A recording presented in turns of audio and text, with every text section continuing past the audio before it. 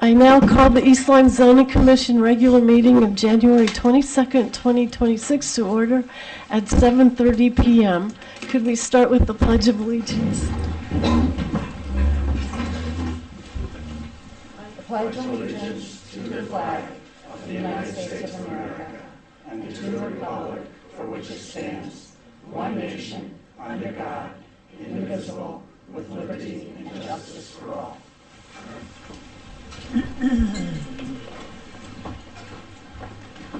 Well, welcome to everyone that came tonight. Thank you for participating. We'll do a roll call. Ms. Jet Harris? Here. Ms. Kalal? Here. Ms. Markovitz? Here. Mr. Pack? Yep. I'm here. Ms. Uhas? Here. Our alternates, Ms. Edwards? Thank you. Mr. Liska? Ms. Sesko? All right, and Mr. Mulholland cannot make it tonight. I don't know if he's back in town yet. Ms. Sutherland's our recording secretary tonight, and we have our ex officio, Ms. Hardy's here. So our first public hearing was to be the application of Jerry Locken for East Lyme Parks and Recreation for a special permit under section 20.1.2F of the East Lyme zoning regulations to construct an ADA accessible trail and improve the existing parking area for Darrow Pond at property located at 16 Mostaway Road, East Lyme, assessor map 40.0, lot 5. We need to continue this. Apparently he is still waiting on wetlands. So if someone could make a motion. I make a motion that we continue the application for East Lyme Parks and Rec. Is there a second? All those in favor say aye. Aye. Aye. Opposed? Abstain? Okay, 6-0-0. Next, we have the application of Parker's Place LLC pursuant to General Statutes 830G for a zone change, site plan, and coastal area management review for a multifamily affordable residential housing development on property located on the westerly side of Park Place, East Lyme, Connecticut, more specifically designated as Assessor's Map 11.1, Lot 11. So we will open the public hearing, and I will ask Ms. Sutherland, do you know if Mr. Mulholland ran the legal ad? Yes. Okay, thank you. Ian? Yes. You need to recuse. I believe it's Ms. Sesko's turn to sit.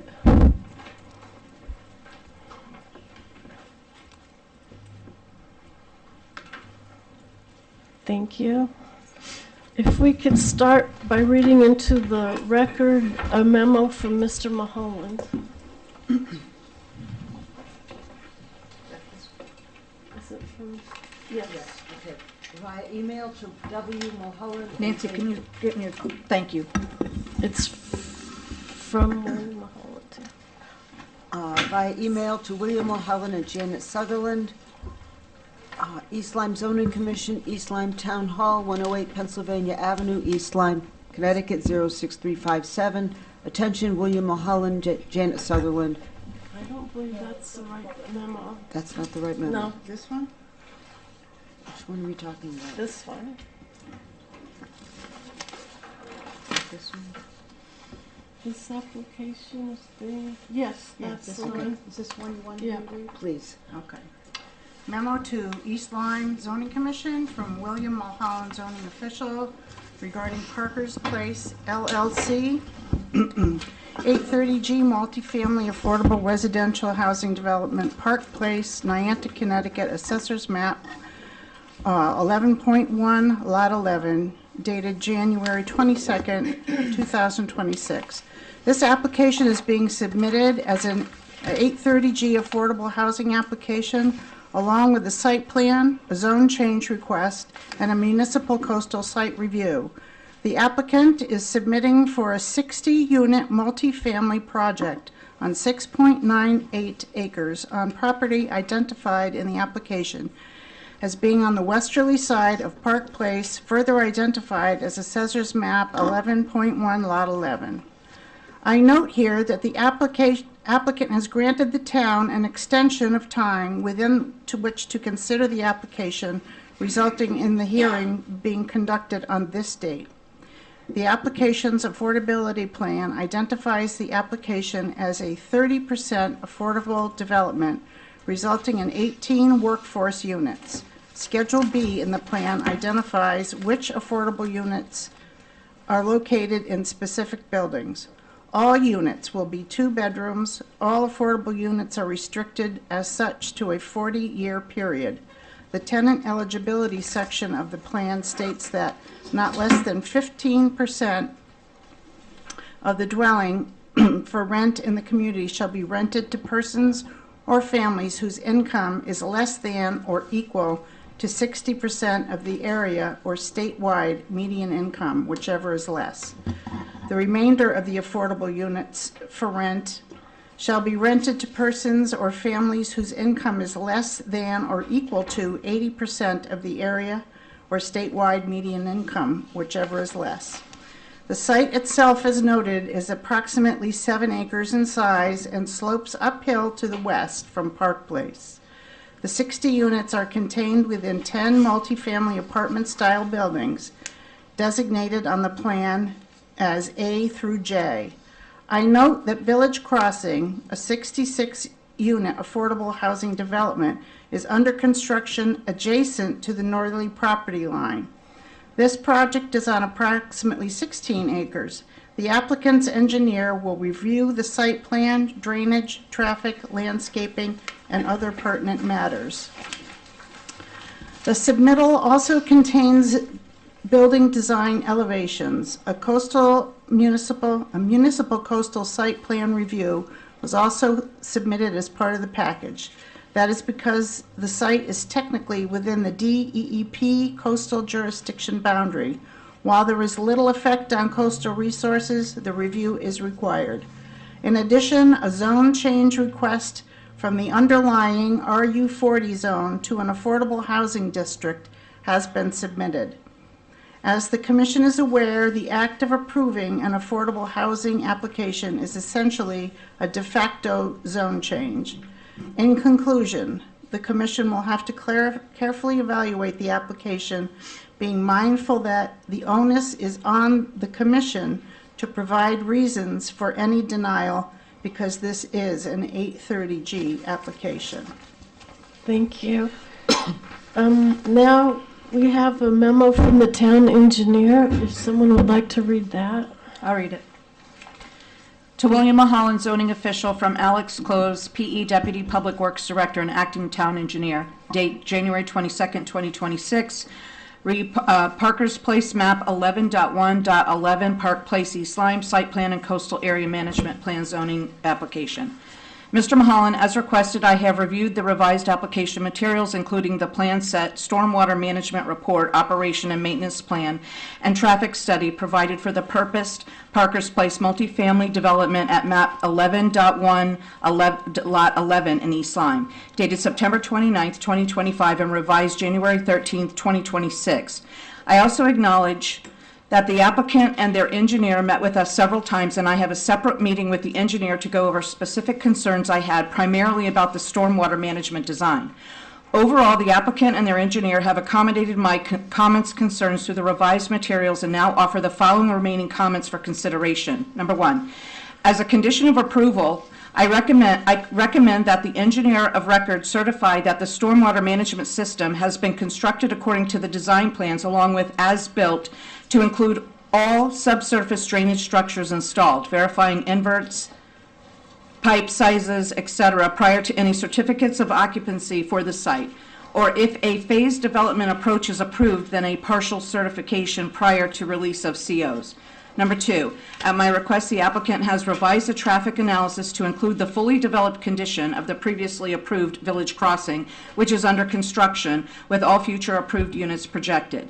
As noted, in the traffic study, the level of service which is the LOS, at the intersection of Park Place and West Main Street, Route 156, in the southbound afternoon peak hour, is at an LOSC with A being the best, F being the worst, which is a less than optimal condition. However, the development with Village Crossing fully built, an additional 1% per year projected traffic increase to 2030 does not reduce the LOS, it remains at a C. Meanwhile, where there may not be ideal traffic conditions at this time, the proposed development is not expected to make conditions considerably worse according to the analysis model. There's more on The graph, no, on the back side. mine's, No, I don't have. no, mine's empty. Oh, here, take mine.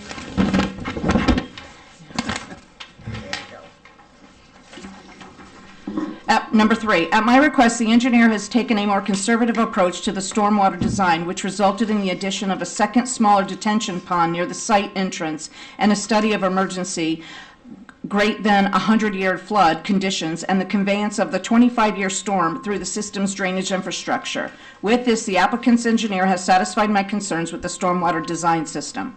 Number 4, note, the operation and maintenance plan submitted should be updated regularly with any changes to responsible party and to the town should be notified of the changes. A contact name and email representing Parker's Place LLC, the current responsible party listed, should also be included. Number 5, as previously noted, the town will not be responsible for refuse collection at this site since it is a private development and not a town road, public subdivision, plowing, or any other maintenance activities for the private site is the responsibility of the owner. Respectfully, Alex Close, Deputy Public Works Director, Acting Town Engineer. Okay, thank you. And the fire marshal just gave the comments, need to comply with code regarding water supply and emergency vehicle access. We also have a memo from the water and sewer referral, if someone would like to read that. I can read that. January 8th, 2026, East Lyme Zoning Commission, water and sewer capacity for Parker's Place LLC Affordable Housing Project, Assessors Map 11.1, Lot 11. Dear Zoning Commissioners, be advised that the Water and Sewer Commission has made a determination on the adequacy of water and sewer capacity for the subject property. The development was approved for the capacity at the June 24th, 2025 meeting of the Water and Sewer Commission. The minutes of said meeting are attached for your convenience. Please do not hesitate to contact me, Daniel Cunningham, First Selectman. Okay, next we have a CCOG memo. Would anybody like to read this one? Which one is that? Is that one? Dated January I- 20th? They're not in order. Here, I'll read it. To Anthony Lotier, East Lyme Zoning Commission, Town of East Lyme, P.O. Box 519, 108 Pennsylvania Avenue, Niantic, Connecticut, 06357. Regarding application of Parker's Place LLC for a proposed general statutes 830G zone change, site plan, and coastal area management review for a multifamily affordable residential housing development on property located on the westerly side of Park Place, East Lyme, Connecticut, tax assessors map 11.1, lot 11. The East Lyme Planning Commission, at its meeting of January 13th, 2026, unanimously found the above referenced zone change site plan and coastal area management review to be consistent with the 2020 East Lyme Plan of Conservation and Development as amended. Additionally, the Planning Commission recommended the Zoning Commission ensure that there is safe traffic circulation, including both vehicular and more specifically safe passage for pedestrian foot traffic from Parker's Place to West Main Street. If you have any further questions regarding this letter or on the POCD, please do not hesitate to contact the Director of Planning, Gary Gaishel, at 860-691-4105. Sincerely, Tim Leducer, Secretary, East Lyme Planning Commission. And then we have one more memo from Deep. Will someone read that one, please? December 15th, 2025. Janet Sutherland, Land Use Coordinator, Town of East Lyme, 108 Pennsylvania Avenue, Niantic. I am writing in response to a request for an intermunicipal referral for the Town of East Lyme. The application was received December 15th, 2025. The application was referred to this agency pursuant to Section 8-3B of the Connecticut General Statutes. The proposed application from Parker's Place LLC seeks to secure a General Statutes 830G zone change for a multiple-family affordable residential housing development on property located on the westerly side of Park Place, East Lyme. The application is for a 60-unit multifamily set-aside affordable housing development consisting of 60 units, 2-bedroom apartment units in a townhouse setting. Based on the review of the material provided, I have determined that our proposed application is not likely to have a negative intermunicipal impact. Sincerely, Taylor Lucier, Planner, CCOG. Thank you. And now I'd like to introduce and ask Attorney Heller to give his presentation.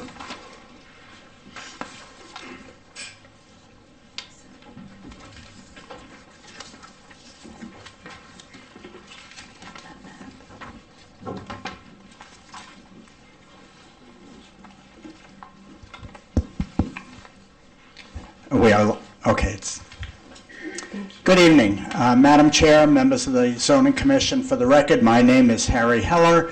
I'm an attorney with an office at 736 Route 32 in Uncasville, and I'm representing the applicant Parker's Place LLC.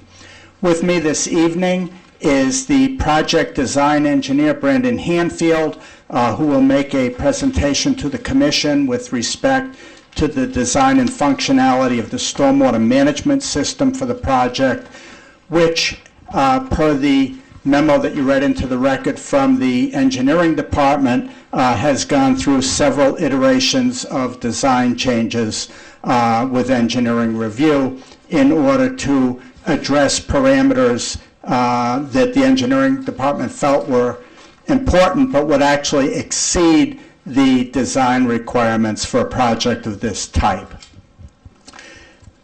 This is an application submitted pursuant to the provisions of Section 8-30G of the Connecticut General Statutes, which is the Affordable Housing Appeals Act.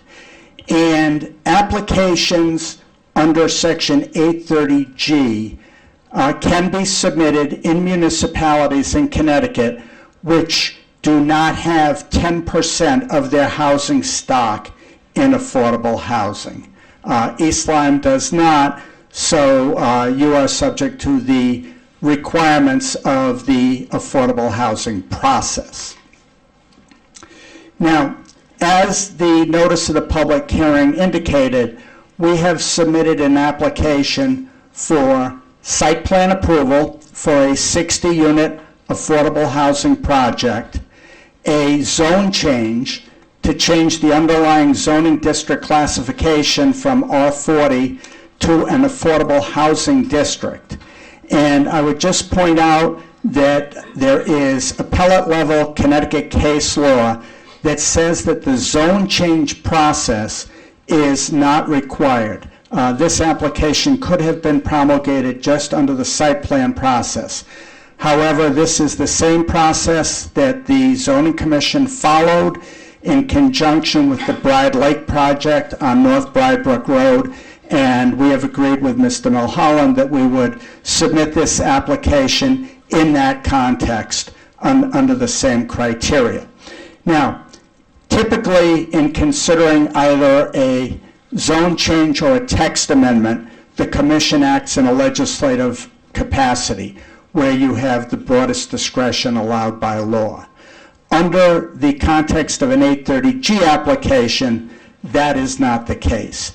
The zone change application as well as the site plan are to be considered and acted upon by the Zoning Commission under the same criteria that a site plan would be acted on for an affordable housing project. And in a minute, I will go through the four-pronged test that must be applied by the Commission in evaluating an affordable housing application under Connecticut law. And the third component of the application is a coastal site plan review. As the call of the meeting indicated, and I'm going to turn now to the overall development layout plan. You can see on the overall development layout plan, there is a blue line that bisects the site basically in an east to west orientation.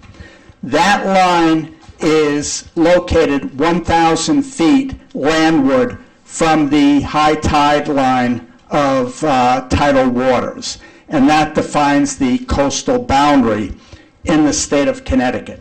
So the southerly portion of the site, which is about 60% of the site, is located within the coastal zone, and the northerly portion of the site is located exterior to the coastal zone. So in conjunction with this application, you are required to conduct a coastal site plan review, and we'll go over those parameters in a few minutes also. Now, under Connecticut law, all municipalities that do not have 10% of their housing stock in affordable housing have an affirmative obligation to promote affordable housing within the municipality. Connecticut General Statutes 8-2, which is the enabling legislation for municipal regulation of land use through the zoning process in Connecticut, provides that such regulations shall also encourage the development of housing opportunities, including opportunities for multifamily dwellings. Such regulations shall also promote housing choice, excuse me, and economic diversity in housing, including housing for both low and moderate income households. Now, as I indicated, this is an application filed under Section 830G of the Connecticut General Statutes. 830G provides that 15% of the housing units must be affordable for persons at or below 60% of the lower of the statewide or regional median income, and another 15% must be available for people with families with median income between the 60 and 80% level of the lower of the statewide or regional median income. So what does this mean? Who is eligible for this type of housing? The 18 proposed affordable units in this project. People making $30 an hour qualify under the 60% category, and people making under $38 and change an hour qualify for affordable units in the 60 to 80% category. Who are these people? They are your entry-level school teachers. They are your entry-level police and fire protection. They are people who work in the community and contribute to the vibrance of the community. And a little later in my presentation, I'm going to read what I feel are very important components of the affordable housing plan for the town of East Lyme, which was adopted by the Planning Commission under the guidance of an affordable housing plan commission that included 2 members of your zoning commission. Now, when an affordable housing application is submitted, the Euclidean zoning requirements, density, setbacks, use other than use in an industrial zone are not applicable to the application. You are required to evaluate the application solely based upon a determination as to whether or not the project as designed will result in violation of substantial public interest in health, safety, or other matters which the commission may legally consider.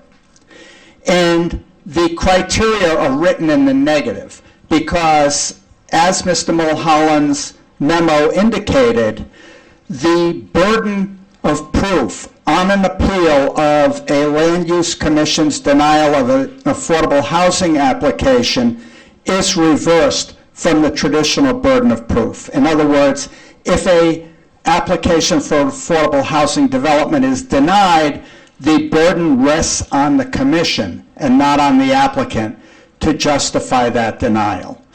In doing so, you must have sufficient evidence in the record of the proceeding that the decision that you have made is necessary to protect substantial public interests in health, safety, or other matters which the commission may legally consider.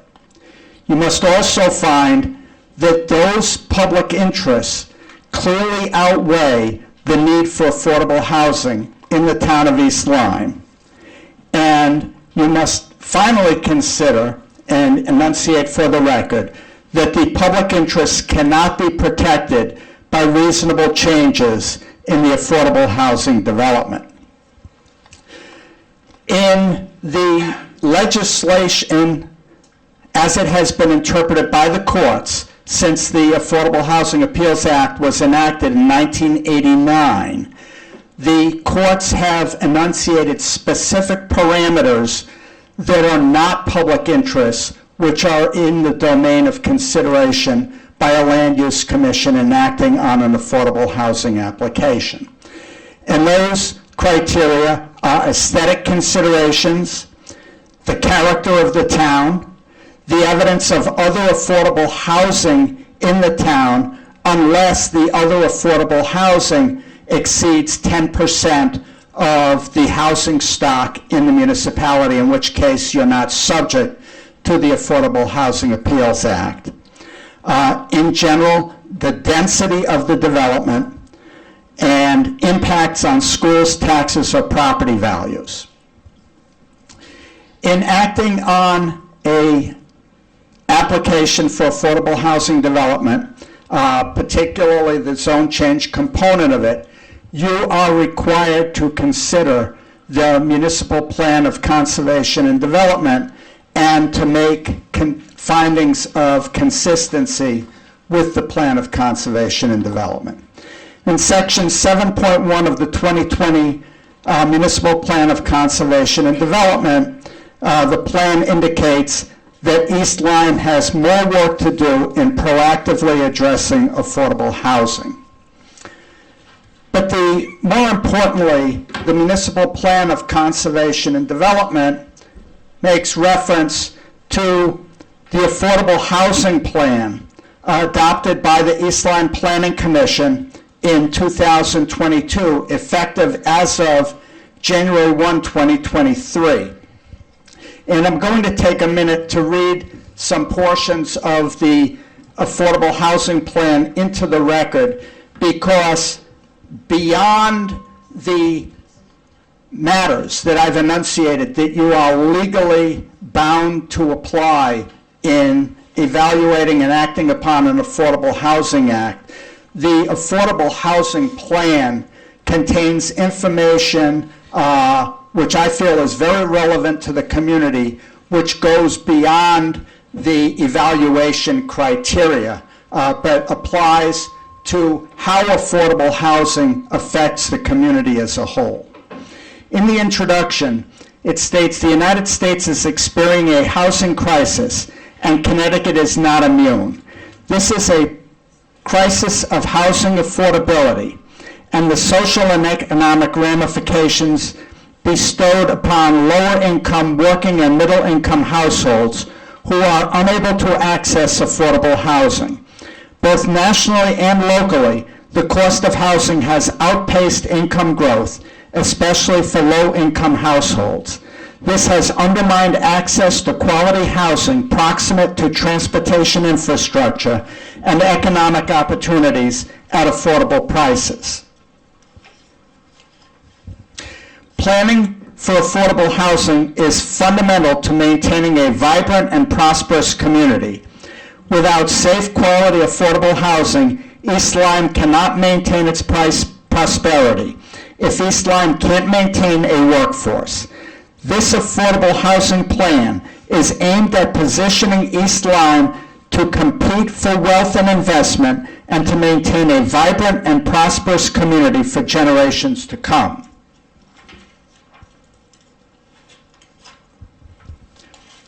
Too often, individuals and communities associate affordable housing with the public housing of decades past. It is important to recognize that affordable housing today is not public housing. Federal, state, and local government learn valuable lessons from the failed policies and experience of past public housing and the negative consequences of clustering large numbers of low-income households into substandard housing. Today, affordable housing policies have moved away from both the public model and clustering.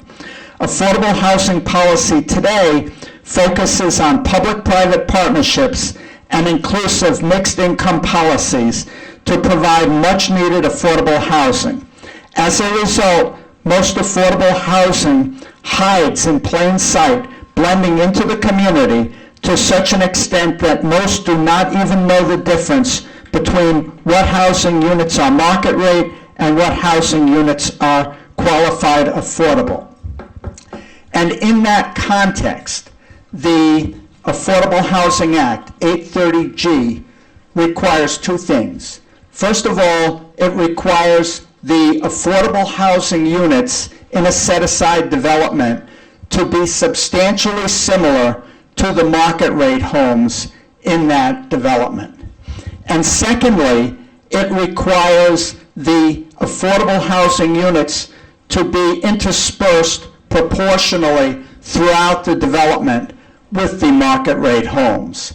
So the act itself is entirely consistent with the philosophy that's enunciated in the Affordable Housing Plan.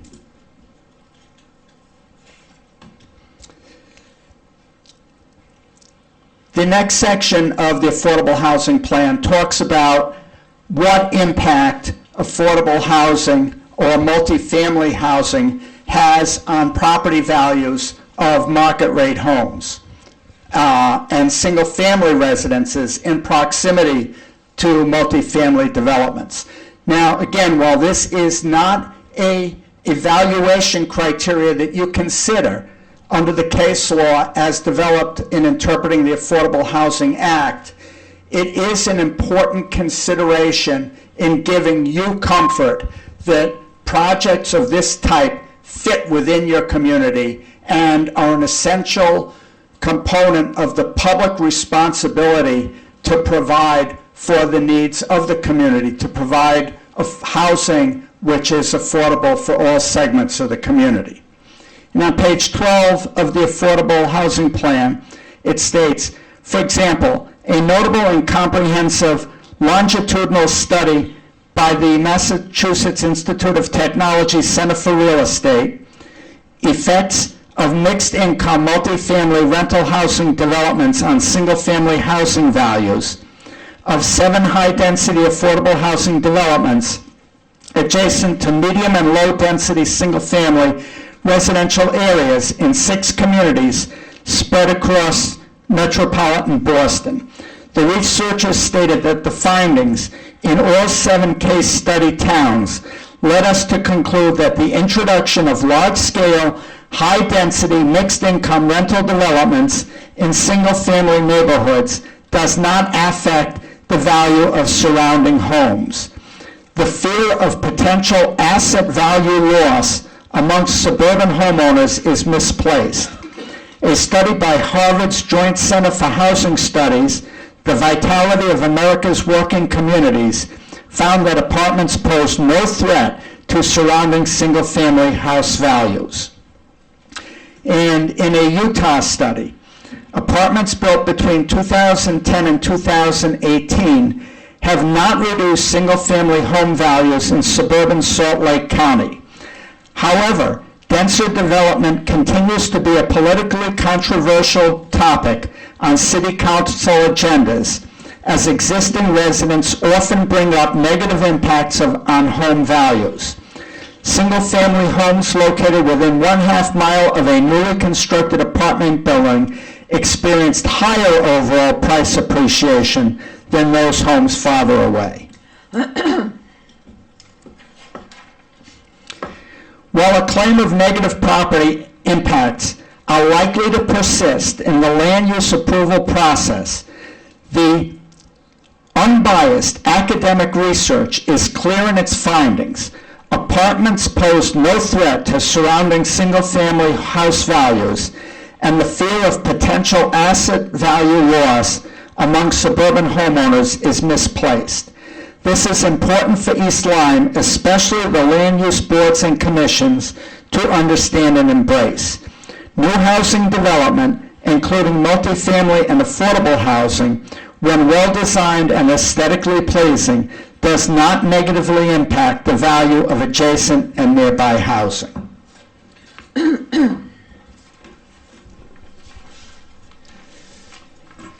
Now, the proposal that is before you for consideration is on a singular parcel of land containing 6.98 acres.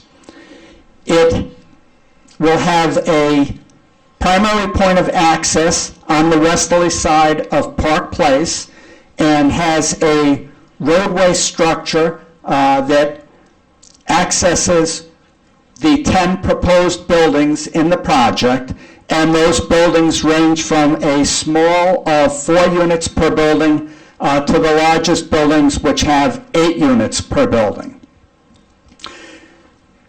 As the information from the Water and Sewer Commission read into the record indicates, the project will be served by municipal water and municipal sewer, and the applicant has received approval from the Water and Sewer Commission for an allocation of sewer capacity for this project, and a determination has been made that there is sufficient public water to serve this project.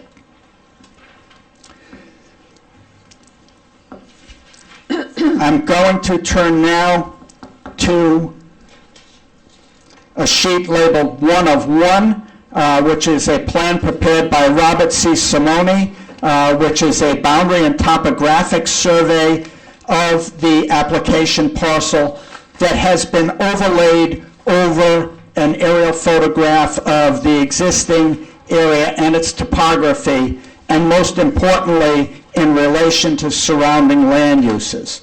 So on the bottom of the sheet, you have West Main Street with its intersection with Park Place. The project site is located on the westerly side of Park Place. Adjoining the property to the south, there is a commercial strip center located at the intersection of Park Place and West Main Street. You have the bookstore at the other intersection of West Main and Park Place on the easterly side of Park Place. And as indicated earlier, the Village Crossing development, which is still under construction, which is another affordable housing project in the condominium form of ownership, abuts the property along its northerly side. And we have undeveloped land to the southwest and the west of the project. Excuse me, Attorney Heller, may I ask a question?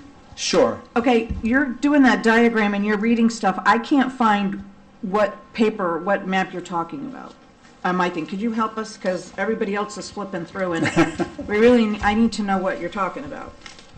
Can you put it up on the screen so we can see it? You know what? I wish we could, but we don't. That was submitted today, right, Brendan? Yeah, the survey, yeah. Can you turn it to face the crowd? That's why I moved to this side. And so they can see it. It's not helping us. Yeah, I know. This stuff is so small, I can't read it. I don't know what to do. Towards where? Straight back. Bring it straight. Oh, okay, sure. That way the commission can see it. We can see it. Thank you. Which one is that map he's talking about? Because I don't. Huh? Oh, okay. Yeah, so it's not in this packet, correct? It came in this How's that? afternoon? Better? Thank you. And can the commission see this? Okay, so I have a question. When did this information of this, what you're talking about, come to the zoning office? Today? The survey was originally submitted with the application back in October. The test pit, with the information that added the test pit data that Brandon will discuss when he discusses the stormwater management system, that information was presented today. Okay, but is that in our packet too? Yeah, it's the same information. Yes. Yeah.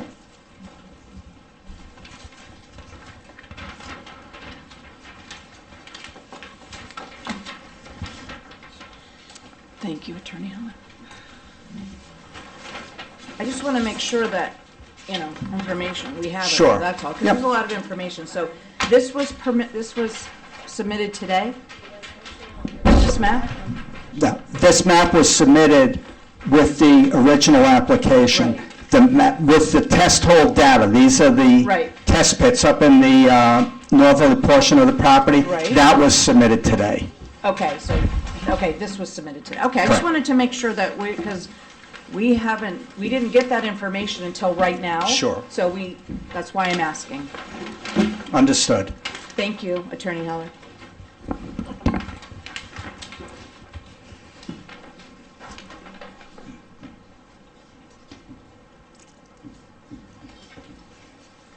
So going back to the test holes that we were just talking about, the test holes evidence the fact that the entirety of the site is located within the Charlton Chatfield complex. That's the soil designation from the Natural Resource Conservation Service. And the test holes indicate good depth without bedrock being encountered on the site, which Brandon will explain in greater detail as to how that impacts the ability to both install and the functionality of the stormwater management system for the project.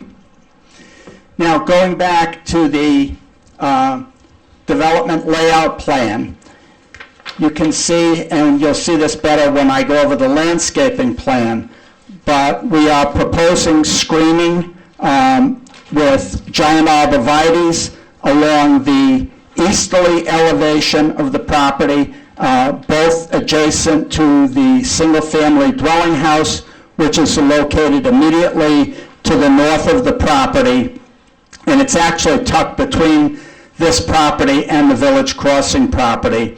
And we're also proposing the screening along the northeasterly elevation adjacent to create spatial separation from the Village Crossing project.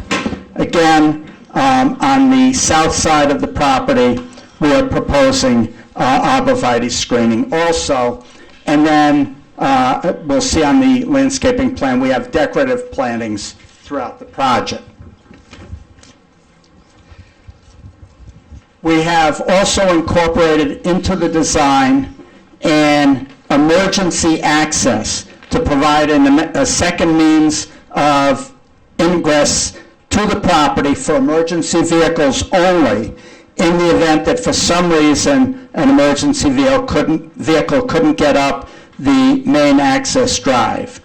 The emergency access will be structural in the sense that it will be constructed with grass pavers, but it will be a grass surface. So it will be structurally sufficient for all of your emergency vehicles in town, but aesthetically it will just look as part of the lawn. And that will be gated at Park Place. Your emergency personnel will have the access code to access through the gate, but that will not be available for general ingress and egress to the project. Can you turn the other way and point to it? We can't see. Thank you. Sure. So that emergency access is in the southeasterly corner of the property and it will access and then tie into the driveway between Building A and Building B. Thank you.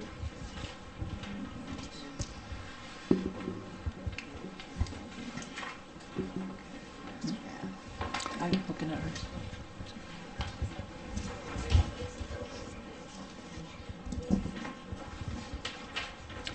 We're now switching to sheet 3 of 9 of the site development plan. And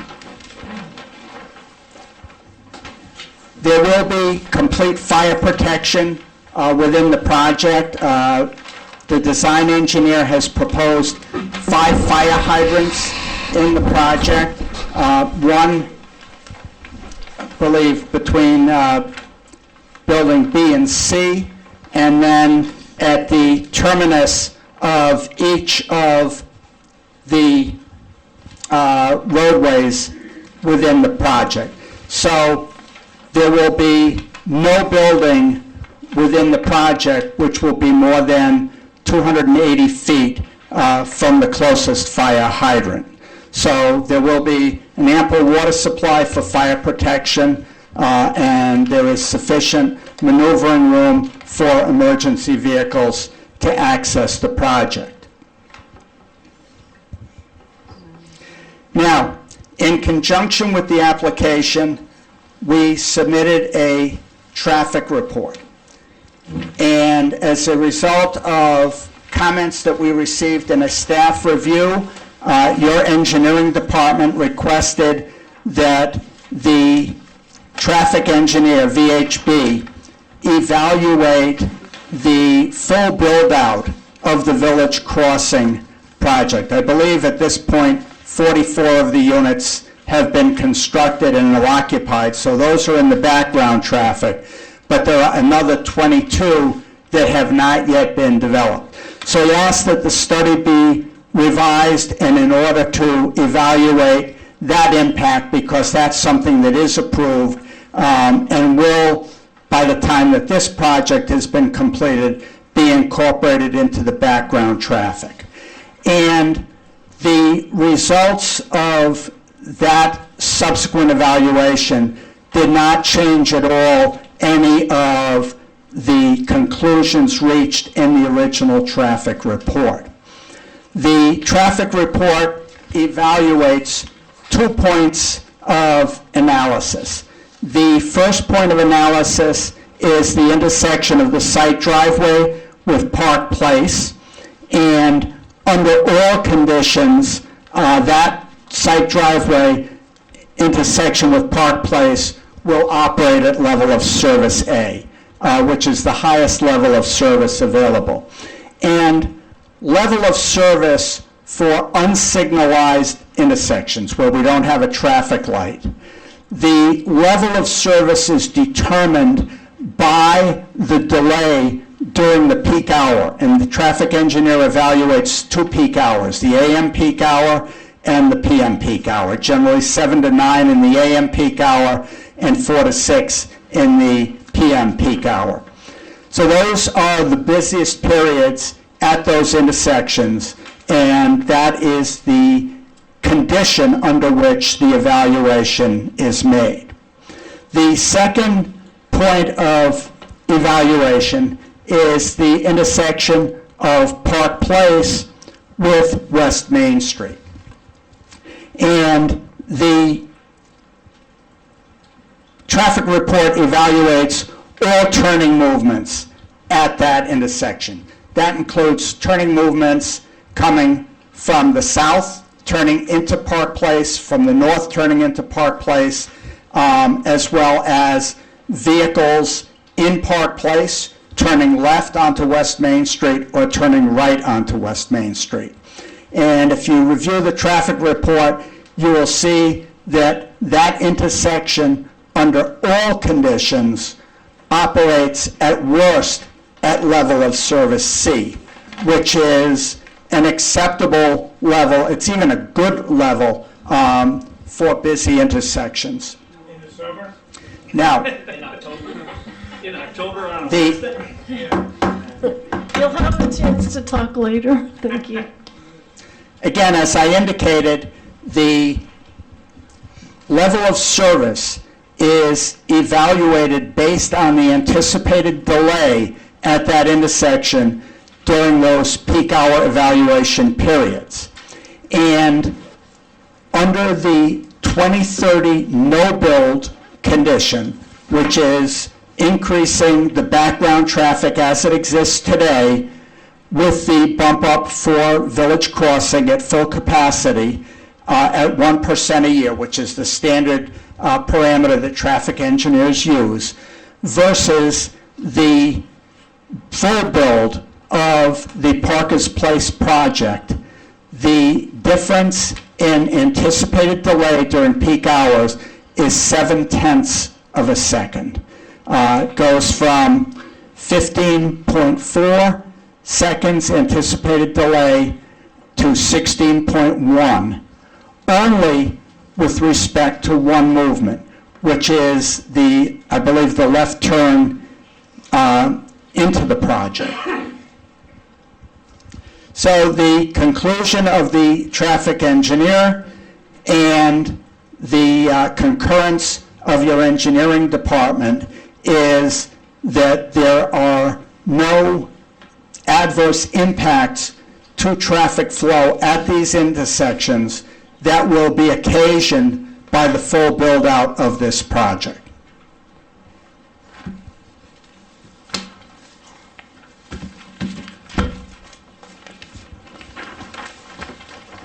Now, in conjunction with this application, we did not submit an application to your Municipal Inland Wetlands and Watercourses Commission. There is a letter in the record from James Sipley, who is a certified soil scientist, indicating that he thoroughly evaluated the project site and he found no inland wetlands or watercourses on the project site. Under the regulations promulgated by your Municipal Inland Wetlands and Watercourses Commission, the Commission also exercises jurisdiction over areas called upland review areas, which are located within 300 feet of any limit of a defined inland wetland or watercourse. Because we do not have the ability to go on other property to investigate, the best source of information available is the soil mapping prepared by the National Resource Conservation Service. And we have submitted the National Resource Conservation Service mapping into the record, and the soil mapping indicates that there is no inland wetland or watercourse located within 525 feet of any portion of the exterior boundary of the application parcel. Not the area of disturbance, but the actual exterior boundary of the whole property. We have one wetland system about 525 feet from the exterior boundary to the southwest, and then there is another wetland on the other side of Park Place about 540 feet from the exterior boundary of the project. So there is no jurisdiction of your Municipal Inland Wetlands and Watercourses Commission, and we have submitted that into the record. As I indicated earlier, the application contains a coastal site plan review application because a portion of the property, the easterly portion of the property, is located within 1,000 feet of tidal waters. And when coastal site plan review is required, there are extensive policies and goals enunciated in the Connecticut General Statutes that define the purpose and the resources to be protected within the coastal zone. And as indicated in our application, this property is located at the periphery of the coastal zone, and no coastal resources have been identified on or in proximity to this project. The property itself is classified as what's called shorelands under the Coastal Management Act, and it does not include any coastal resources. Your staff forwarded the coastal site plan application to the Department of Energy and Environmental Protection, and there's a letter from the Department of Energy and Environmental Protection that I do not believe was read into the record this evening, indicating that they have reviewed the application and have found that there are no adverse impacts that are likely from this project, and that the development is consistent with coastal policies and goals.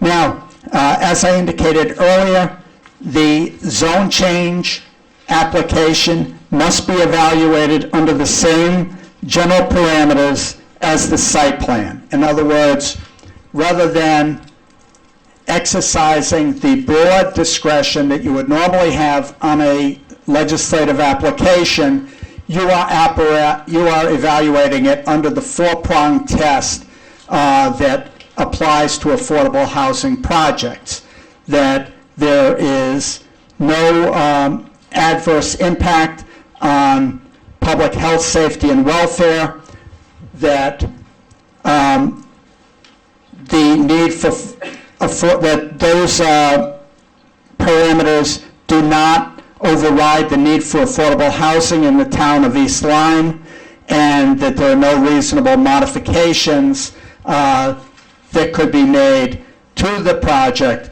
in order to render it in conformance with those evaluation criteria. Now, as a critical component of the application, we have submitted an affordable housing plan for the project. And the affordable housing plan is consistent with both Section 830G of the general statutes and the the regulations of Connecticut state agencies that have been adopted, defining in detail parameters for an affordable housing project. So, as was indicated earlier, in an affordable housing project, which is called a set-aside development if it's done in the private sector, the affordability plan must be in effect for a period of 40 years. So the restrictions and covenants contained in that plan will apply to each dwelling unit in this project for a period of 40 years. Secondly, 30% of the units in set-aside development must be affordable housing units, 15% for people below or at the 60% income, and 15% between the 60 and 80% income. The plan defines the fact that the dwelling units for the affordable units must be substantially the same as the market rate affordable units, and it contains covenants that must be incorporated into each lease of an affordable housing unit. The affordability plan calculates for year 2025 the maximum rent that can be charged for an affordable housing unit. And when you go through the calculations in the Connecticut state regulations, the rental or the total housing cost, which would include utilities, cannot exceed 30% of the income of the family unit in the affordable housing unit. So for a 60% unit, based on the 2025 data, and this has to be recalculated every year and every time that an affordable housing unit is rented. So these numbers change year to year. And in fact, in 2025, the median income for the New London metropolitan area actually went down a little bit, which is unusual because it's usually increasing. But based on that data, the maximum rent for a 60% unit is $1,285, and the maximum rent for an 80% unit is $1,797.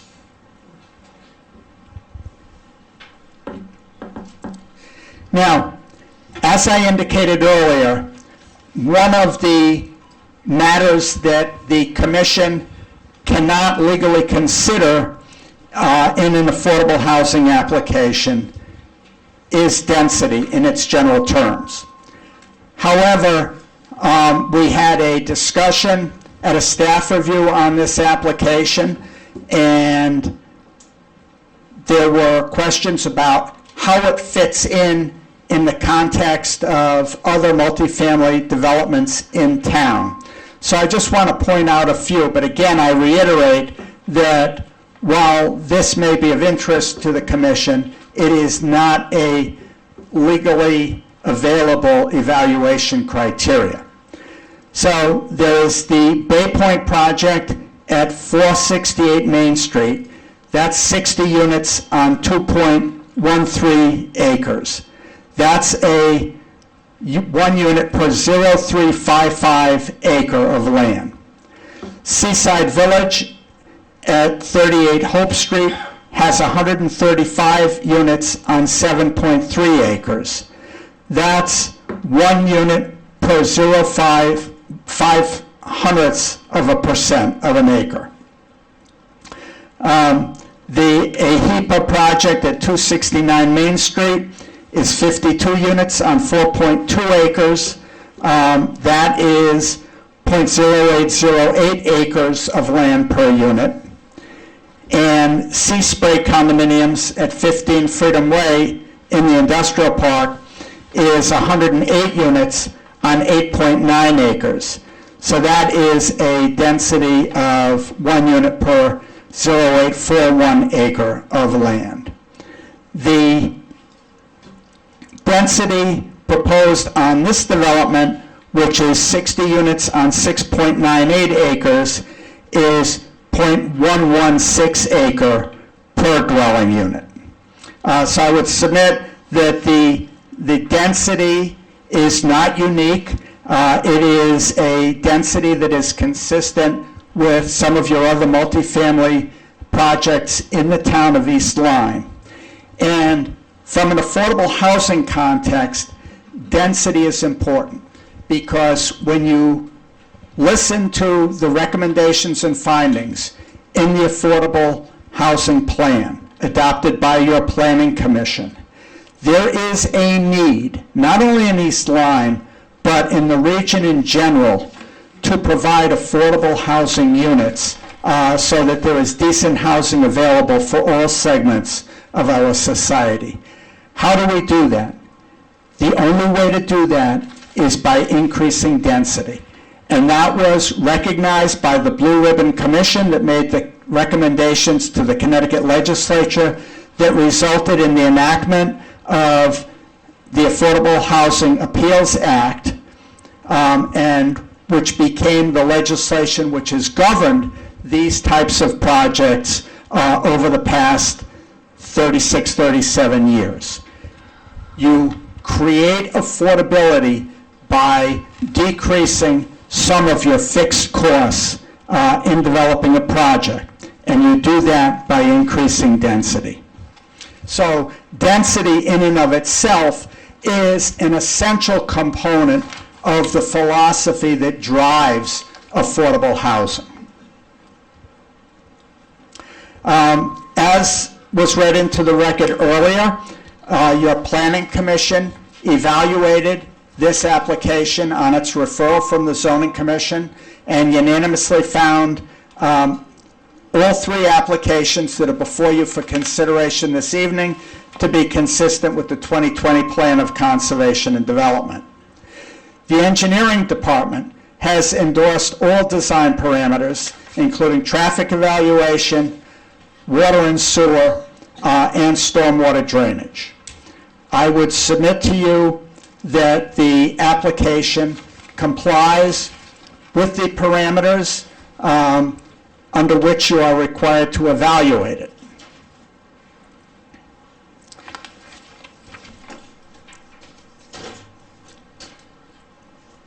Now, I'd just like to quickly point out a couple of other attributes of the project. We are proposing a sidewalk system within the project. You can see, follow it around here.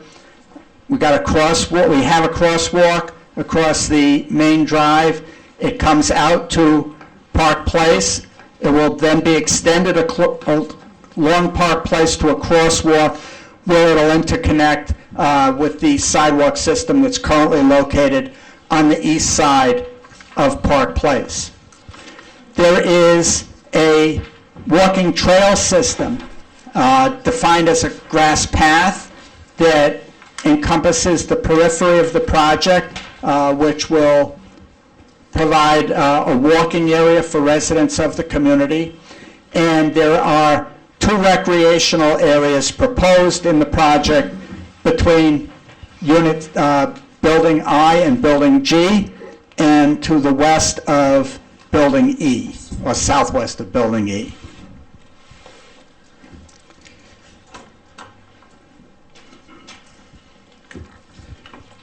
Sheet 6 of 9 is the landscaping and lighting plan. There are, if you look at that, you see all the little T4s and T2s.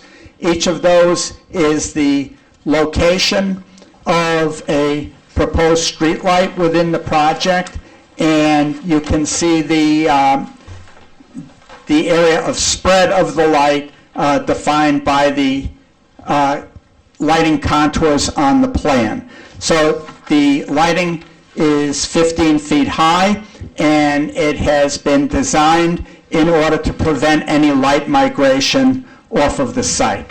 There will be no building packs, light packs on the buildings themselves.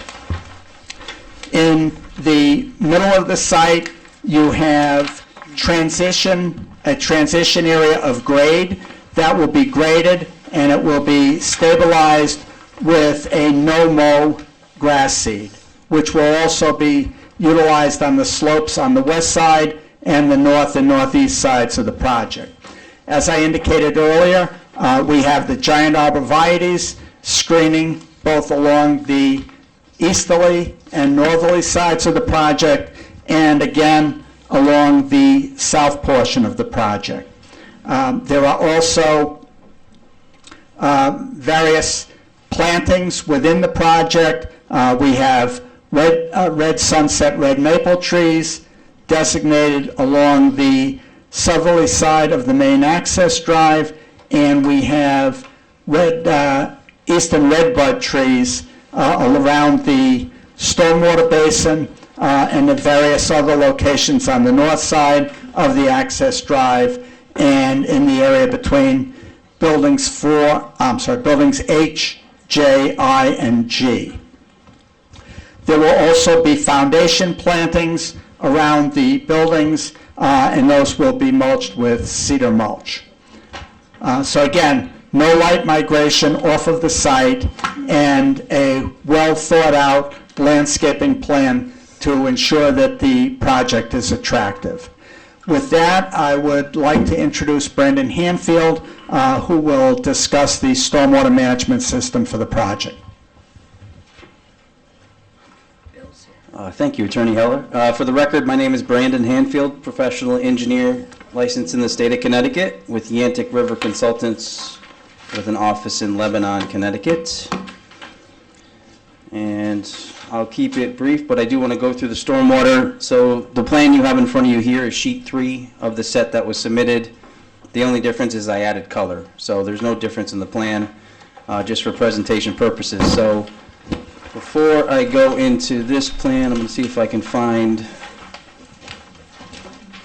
the existing conditions, which is the survey prepared by Robert C. Simone.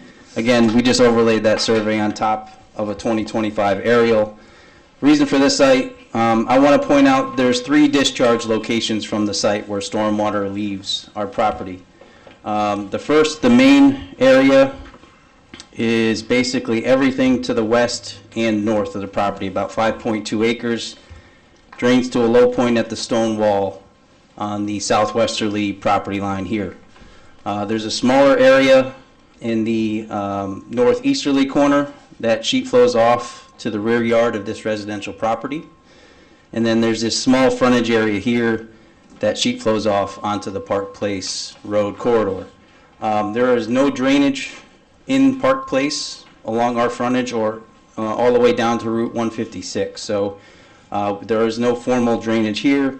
There is formal drainage as you make your way down Park Place to the north, but our site does not drain to that system. So going to our proposed analysis, what we tried to do was to maintain those existing drainage or discharge points from the property. So to go back, this is area 1 at the stone wall low point. Area 2, again, goes to the rear yard of this property, and area 3 goes to Park Place. I'll start with this area 2, which flows in the easterly direction. What we did here was purposeful. There's no development whatsoever that drains to that property, and we created a berm, which that's where the arborvitaes are.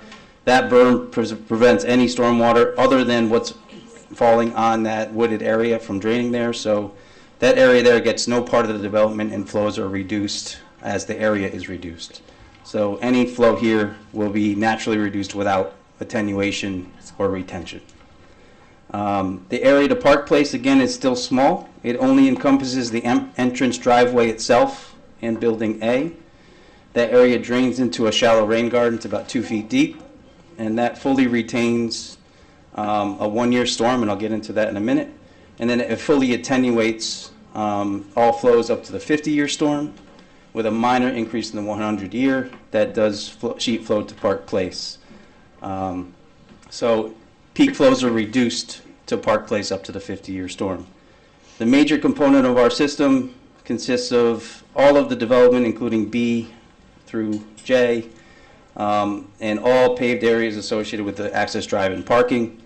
It is collected through a series of roof leaders, swales, yard drains, catch basins. It is piped down, and it enters into our main stormwater component, which is a retention and detention system. This detention system has sediment forebays, which retain, well, I'll start with the treatment. The size of this system fully retains the water quality volume, which is required by the 2023 DEP Stormwater Quality Manual. The water quality volume is 1.3 inches of rainfall falling on any contributing area. So that includes pavement as well as the grass areas. It has to fully retain that without discharge. This system here retains 2.87, or actually in excess of 2.87 inches of rainfall. So we're actually doubling what's required by the Stormwater Quality Manual. So that's considered a one-year storm event. So the one-year storm event is fully retained within this basin without discharge. From the 1 to 2 year, about halfway to the 2 year in terms of the depth, you start to get discharge out. And that's where we start to see our attenuation kick in with an outlet structure here before we get any discharge. So to summarize what's going on, everything to the 1 year storm fully retained, no discharge. Everything up to the 100-year out of this basin, all peak flows are reduced. Yes? What is the depth of the pond? The depth of the pond is about 4 feet. Confirm that, yes, 4 feet. And that's created partially, just to answer that question, it's created partially through excavation of this area as well as creation of a berm along this area here. So it's about 3 feet into existing grade and then about 2 feet of berm. So the bottom of that pond is essentially muck, No. sand? So I was just about to get into that, so thank you for asking. We dug 3 test holes within the limits of the detention basin here. The soils here are moderate to finely graded sands down to about a depth of 6.5 to 7 feet. Roots we found down to that same depth of 6.5 to 7 feet. We found no signs of seasonally high groundwater. So the soils here were granular, sandy, and so we're going to excavate that out. The bottom of the pond will consist of the creation of what is called a filter bed material. It's a mix of topsoil, excuse me, sand, and mulch. And that is 12 to 18 inches in depth, and that creates our growing medium for the conservation seed mix that we're planting in the bottom. But we don't anticipate it to hold water beyond the actual storm. So it won't be full of water and it won't be a continuously wet condition. Unless we have the 100-year storm. I apologize. It will certainly have water in it after the 100-year storm. It'll be full, but it will drain over a period of days and then go back to its normal condition.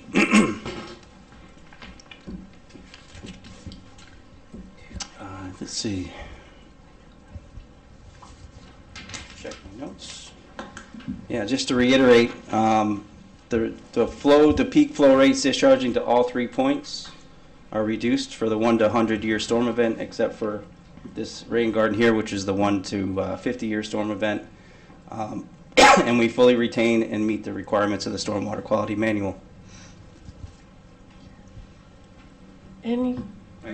I'm happy to answer questions, or Okay, at this time, if the commission has any questions for Attorney Heller, or either presenter.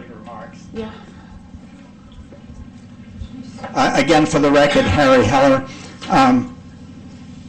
Just to answer the commissioner's question, I want to make sure you understand how this basin functions. It has what's called an outlet structure in it, which is like a catch basin, but it has orifices in it. So when Brandon says that it will retain the first 2.87 inches, that volume in the basin at that point is all below that lower orifice. So that there's no water that's allowed out of the basin through the outlet structure until we have a rainfall that exceeds 2.87 inches. So that is going to infiltrate into the medium that he described at the bottom of the basin, which is going to be in a grassed condition, and the soils have, through the soil testing that was done, demonstrated that they have the capacity to infiltrate that in a short period of time. In higher intensity storm events, as the water rises in the basin, there are orifices in that outlet structure.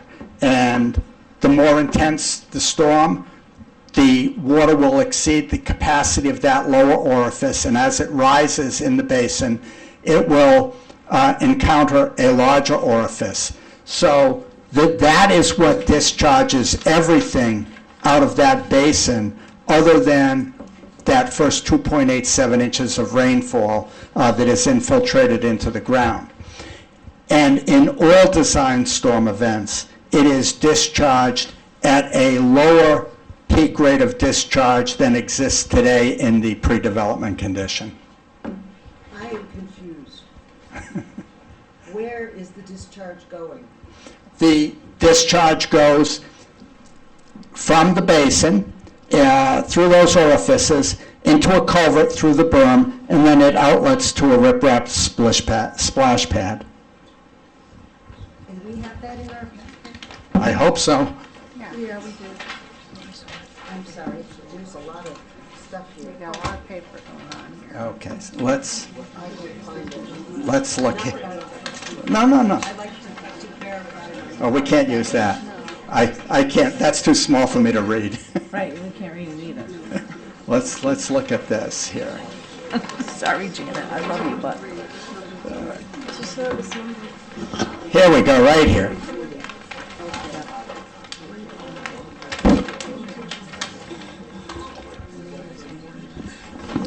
Attorney Heller, could you tell me what kind of, you talk about the large abrevieties, the giant ones? Yes. Are they the American ones, native, or are they something else? I'll let the designer answer that. Yeah, if a project is a certain size, we're required with zoning regulations to have a certain percentage of native plants. Sure. So the arborvitaes themselves are a western arborvitae, and that's for deer resistance. So they're called the Thuja X, or the green giant. It's very standard right now for using for screening because of the resistance to deer. Right, but they're not native. The American ones are the native trees. So there's Occidentalis, which is the eastern arborvitae, and then there's the Thuja, or the western variety, The western variety is deer resistant, so we're using it's an American arborvitae, but it's a western variety that is deer resistant.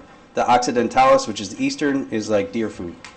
So you see those trees that are eaten up about 6 feet, and then the green above, those are the eastern ones. We don't recommend those for use. What other native plants are going into this project? I can answer that. Giants are 60 feet tall. Excuse me, sorry. Miss Dawn. So we have a number of native plants. So the maples are a native to, on the list, Connecticut, Yukon's list of native plants. The redbuds are on the Yukon's list as native plants. So all of our trees, our shade and our flowering trees, are native. The green giants, as I explained, are a western variety of the arborvitae. We don't recommend the eastern variety. In this area here of the berm, there are 2 varieties of dogwoods. One is the red osier, the other is the gray dogwood. Both of those are also on the list of Yukon's native plants.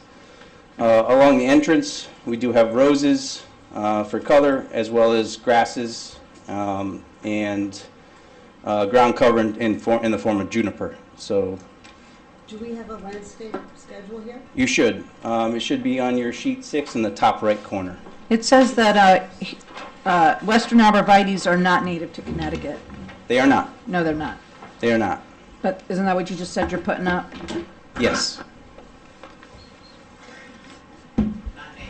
Just, I have native. a couple questions for, Wait, the emergency access, does that go through John Aldi's area, or is that public property, or what? Is No, the we emergency- moved that.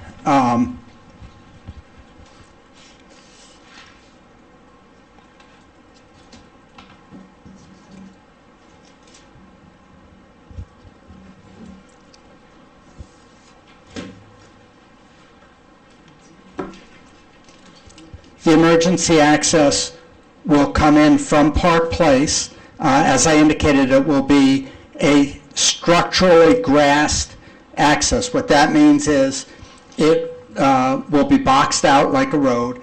You put the gravel in, compacted bank run gravel, to create a structural base, and then that will be topped with grass pavers, which are a plastic structural device designed to create stability. Those are backfilled with topsoil and then planted with grass. So to the eye, that will look like lawn, but it will be defined for emergency vehicle use. Where does it enter the road? We'll get to the public comments in a minute, but does the commission have any more questions before we go to the public? no. This is it for landscape plants? That's all you're proposing? No, we're proposing foundation plantings around all of the Where's buildings. the details on those? They're not on the plan, and I think there's a note on them about the foundation plantings.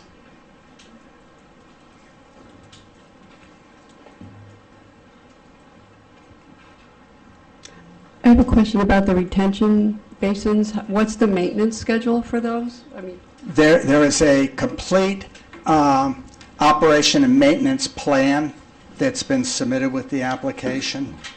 Brandon can go over it with you, but you do have a full written operation and maintenance plan. Okay. Okay. I'll briefly go over it. So there is an operations and maintenance plan we did submit, and in the back of that plan, there are sheets that describe when to look at each item.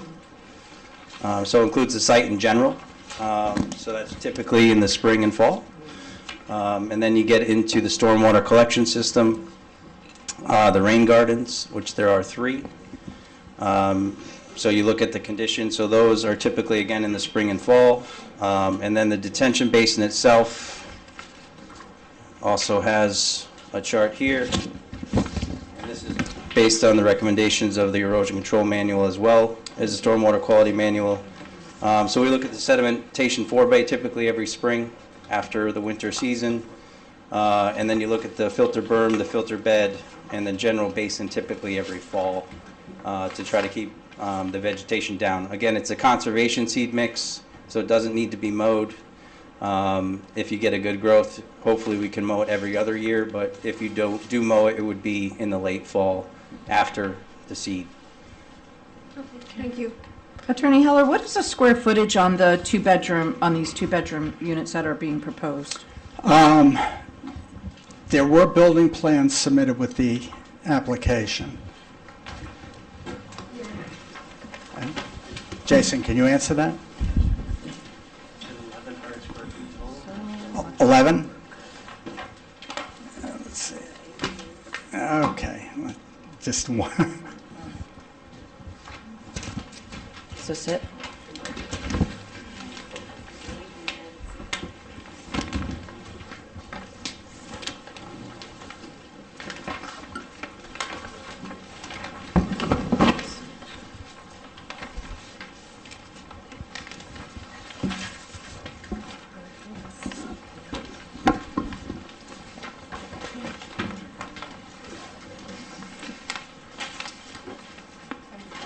Well, I thought these were just two-bedroom, correct? All of them are two-bedroom? They're all two-bedroom, yes. Well, it says here unit B, 1 through 0, three-bedroom. So I'm a little confused as to why this is here. Just asking. Janet, when were these submitted, what you just handed me? Those were submitted in October. Do you know why it says this one? I do not, but I will represent for the record that they're all going to be two-bedroom. Oh, okay, but, so this was submitted in December, but it says unit B, 101, three-bedroom. Yeah, that's an error, It's an error? yes. How many other errors are there? It's just hard for us, Attorney Heller, when we get stuff like this and we're approving it and the stuff, the diagrams, you know, the plans say we have a two-bedroom, we have three-bedroom in here. That's why I asked to see them, because in our paperwork that we have in our packets today, they're all two-bedroom. But this clearly states Yeah. three-bedroom, and it's got a whole big Yeah. plan. We'll get you corrected plans. Thank you. We'll have a chance to ask more questions, but the public's been so patient, I'd like to kind of go to public comments for a while, and then we can come back to a commission.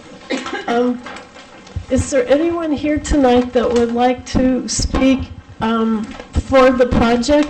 And because we're so crowded tonight, I'd ask you to keep the comments to 3 minutes if you could. So are you here to speak for the project? Okay, no comments. You are? Okay, yeah. If you could state your name and address. Here? Yes. Sure. Thank you. Thank you. Zach Sineski, live here in town, 38 Lovers Lane. Lived here for a little more than 10 years. My wife and daughter, we love where we live, as I'm sure everybody loves where they live here in town. We all want to keep it this special place that it is. But what I would say to that is, once you start having kids, you start thinking about some things that are maybe outside of just yourself a little bit. And I think about my daughter, and I think about 20 years from now, where's she going to be able to live? Is she going to be able to live in this town? Real estate is very expensive, as we all know, in this town, and it's really difficult for young families to buy houses. And so it leads me here, supporting this project, supporting opportunities like this for families who don't have the funds or don't have a family that already lives here. If I didn't have a family that lived here and I didn't have the funds that lived here, it would be very difficult for us to support living in this town. I've seen the work that the builder has done in this town. I've seen the buildings, the developments he's done. They all fit in very complementary and are really nice and additive to the town. I think that not only will it allow opportunities for young families and hopefully people in the future, I think in this very maybe troubled or sensitive political landscape we live in, we all want to help others. And here we are with an opportunity to be able to help other people and support a job like this that can provide housing to people who aren't as fortunate as us. Thank you. Thank you. Is there anyone else here tonight to speak in favor? I see we do have someone. If you could state your name and address, Yes, please. was it 3 minutes? Yes, please. Okay, sure. Hello, I am Joshua Caskey. I live on One Grooms Way, East Lyme, Connecticut. I support this addition of affordable housing to our town community. Housing in our downtown community would be great for the village of Niantic and East Lyme, giving more people the opportunity to live in a community where they can walk to the beach, to the book barn. What was it? You can't walk from there. Let's let him talk, to please. speak without interruption. Thank you. She's got it. So that they can walk to the beaches, bookstore, and restaurants in a short 15-minute walk. By building housing close to downtown, we can reduce traffic and pollution. We are a downtown, or we are a shoreline community, so pollution and the environment are very important to me. Thus, I want to make sure that housing that we do build is built in a smart way, and I think that building it where people are capable of walking in a reasonable amount of time to the stores instead of having to drive everywhere is a great way to do that. And our town has seen how the lack of affordable housing has impacted our community. Over 51% of our renters in East Lyme spend over 30% of their income on rent. That's not sustainable. That means that they have to sacrifice healthcare funding. They have to maybe skip a nutritious vegetables one day. Maybe they have to decide whether to go to their doctor meeting or their doctor appointment or pay for rent that month. These people are not only minimum wage workers, they are teachers. Our teachers are firefighters and our local business workers. I work at the Book Barn that we are also in this community. These are all considered low or very low income people, according to HUD, especially if they have children. That brings them, that puts them under the threshold of low income people. So it's not people coming in from out of town just to live here, but there are people already in town who are struggling. And in addition, we still saw over the past year how the lack of affordable housing has allowed predatory landlords to buy up housing and drastically increase rents that price out our seniors and disabled community. We saw that at Windward Village, now Bay Point Apartments. When faced with $1,000 rent increases, many tried to find other housing options that were affordable, but they only found luxury apartments in years-long waits for existing affordable options. That's because we don't have enough. It's simple as that. Luckily, they were able to find a temporary solution with the Fair Rent Commission. However, they again are faced with faced with potential eviction and rent increases due to condominium conversions. I want them to stay a part of my community. I know them. They're wonderful to have. And it would be a shame to have to lose them because we don't have affordable housing. The Zoning Commission, through its past denials of affordable housing and failure to affirmatively further affordable housing in our community, has in part caused these people to be faced with the threat of eviction or homelessness, even exclusion from our community and restricting business success. Because I work at the Book Barn, so this place right next door to the Book Barn would provide a lot of foot traffic. The Book Barn, a lot of times we have problems with parking. So having people that can walk to the Book Barn just across the street would be great. And I'll just go finish my comments shortly. These are people that you should be thinking of, or firefighters, or teachers, or seniors, when you make your decision tonight. Your decision will decide who gets to stay in East Lyme and who doesn't. Niantic will. Thank you. Thank you. Is there anyone else here tonight to speak for the project? If not, is there anyone here to speak against the project? Okay, yes, sir. Yeah, thank you.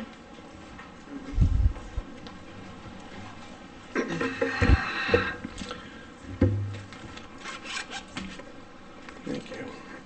My name is John Behuth. I have a property at 3 Village Crossing in Village Crossing there, and I have three concerns really.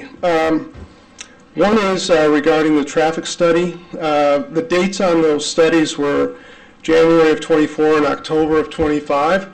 They don't reflect reality of our community.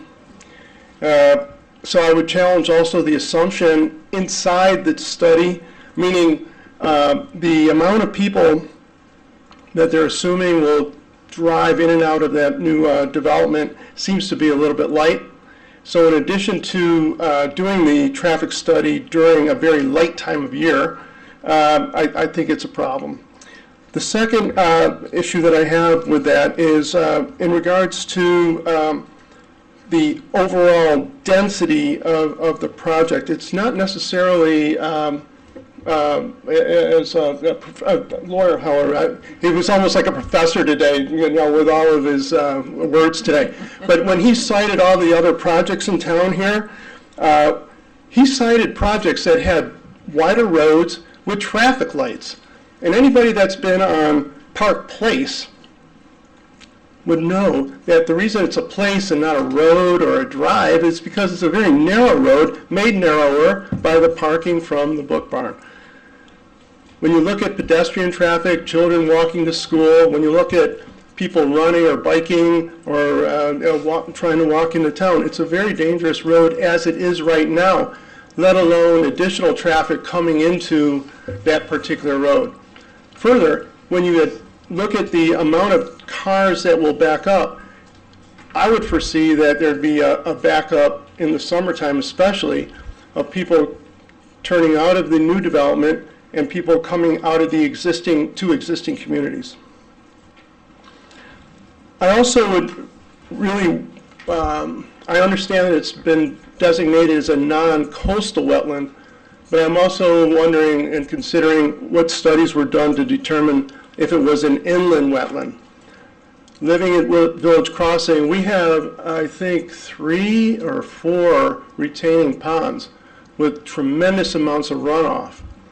And I noted that the development plan is running slightly uphill, and the retainage plan, as described by the engineer, seems to be reasonable. But I also would say, for everybody here, when you hear the word 100-year storm, what do you think that really means? Do you think it happens once in 100 years? What do you think it means? So we're dealing with climate change where we're seeing 500 and 1,000-year storms. And I don't think that that plan really is addressing what is the reality of our climate condition right now. So I do believe that there might need to be some sort of understanding about what we can do in that regard. The third area that I'd like to ask for, and I didn't see it, and maybe it should have been on a website, but, speculation maybe, or truth, or whatever, but we have a Native American land right there. And I didn't see anything regarding the the archaeological or cultural resource assessment in the plan. And I personally would like to see that because I do think that we have to be mindful and considerate of our Native American heritage here. Thank you so much. Anyone else to speak? Yes, sir, in the plaid red.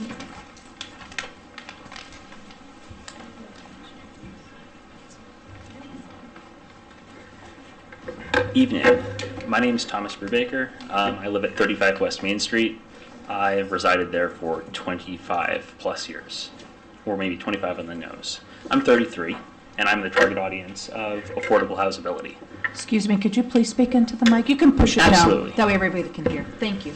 I'm, by every definition, the target audience for affordable housing. I spent my 20s and my early 30s working on providing affordable housing. I also spent that time hoping for affordable housing in this town and elsewhere. I left because I couldn't find it. Despite all of that, I see some major issues with this specific project in its relation to its placement in this community. Park Place is a circle. It's 0.4 running miles of pavement from the entrance and along the loop. There are 20 houses in there that have existed before we put in the first development there. Obviously, that more than doubled when we put in that development, and we're looking at ostensibly putting in, is it 60? So triplicate what it originally had there in terms of total residences. It was never planned to have this much traffic.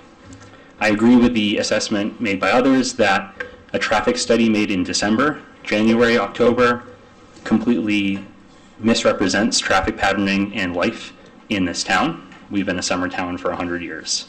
It's our history. Every day I have a front row view through the easement at the Book Barn parking lot to backed up traffic that occasionally goes the entire way to the Rocky Neck connector, but daily goes well past the commercial property right next to the entrance of Park Place to the west. It's going to get worse. There's no chance that it's not going to get worse for the people who already own property there. Now, along with the concerns of serious traffic patterning issues, there's also simply traffic risk. We talk about, okay, well, it's going to make traffic a little heavier, but what about risk? It's very nearly a blind turn, and if you go drive yourself down Park Place and then go to leave and look left, you'll notice that there's a hill between, basically in front of the parking lot of the Book Barn. And when you turn left, you can't really see who's coming, but more importantly, when the sun goes down, they sure as heck don't see anyone leaving Park Place. Back in about 2011, my parents were rear-ended by an F-750 who couldn't see them while coming over that exact same hill. They had turned right from the Book Barn parking lot, had passed the Park Place entrance by about 30 feet, and their car was crushed. To this day, they have lasting health issues, major ones. They were both hospitalized, and it took them years to recover to any degree. I don't see it as a safe intersection. I don't see it as a safer intersection with much more traffic. I have one last point, and that's basically just the sidewalk to nowhere concept, which is that I love the concept of putting in affordable housing that people can walk from. I get in my car and drive downtown and walk my dog every single day at lunch downtown where there are sidewalks. I live between this proposed sidewalk and the rest of the sidewalk in Niantic. And the last development we put in, put a sidewalk in that ended at Main Street. No surprise because it's a state road. How do we solve affordability and accessibility if we don't have connected sidewalks? By planning, choosing, and approving affordable dwellings in places that are accessible. The number one need for affordable people after making rent is getting to work, getting to the supermarket, or escaping the home they've managed to just barely afford. I think we need to make sure that we plan ahead and make decisions to put much needed affordable housing that I greatly support and will do everything to assure happens in places that give those people maximum opportunity. That's all I got to say. Thank you. Thank you. Yes, ma'am, come on up.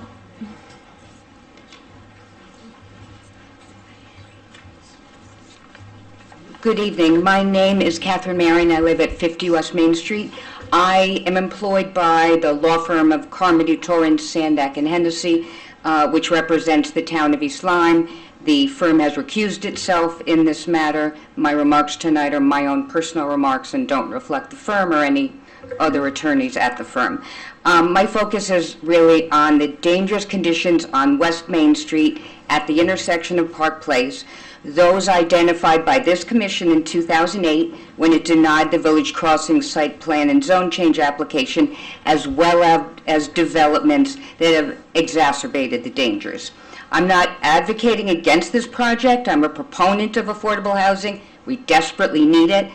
However, there's a reason that the statute allows this commission to deny the application if public safety risks outweigh the need for affordable housing. When I moved to my address in 2014, there were 18 houses on Park Place. In late 2016, they started building Village Crossing, so with those 66, it will more than quadruple the number of houses on Park Place.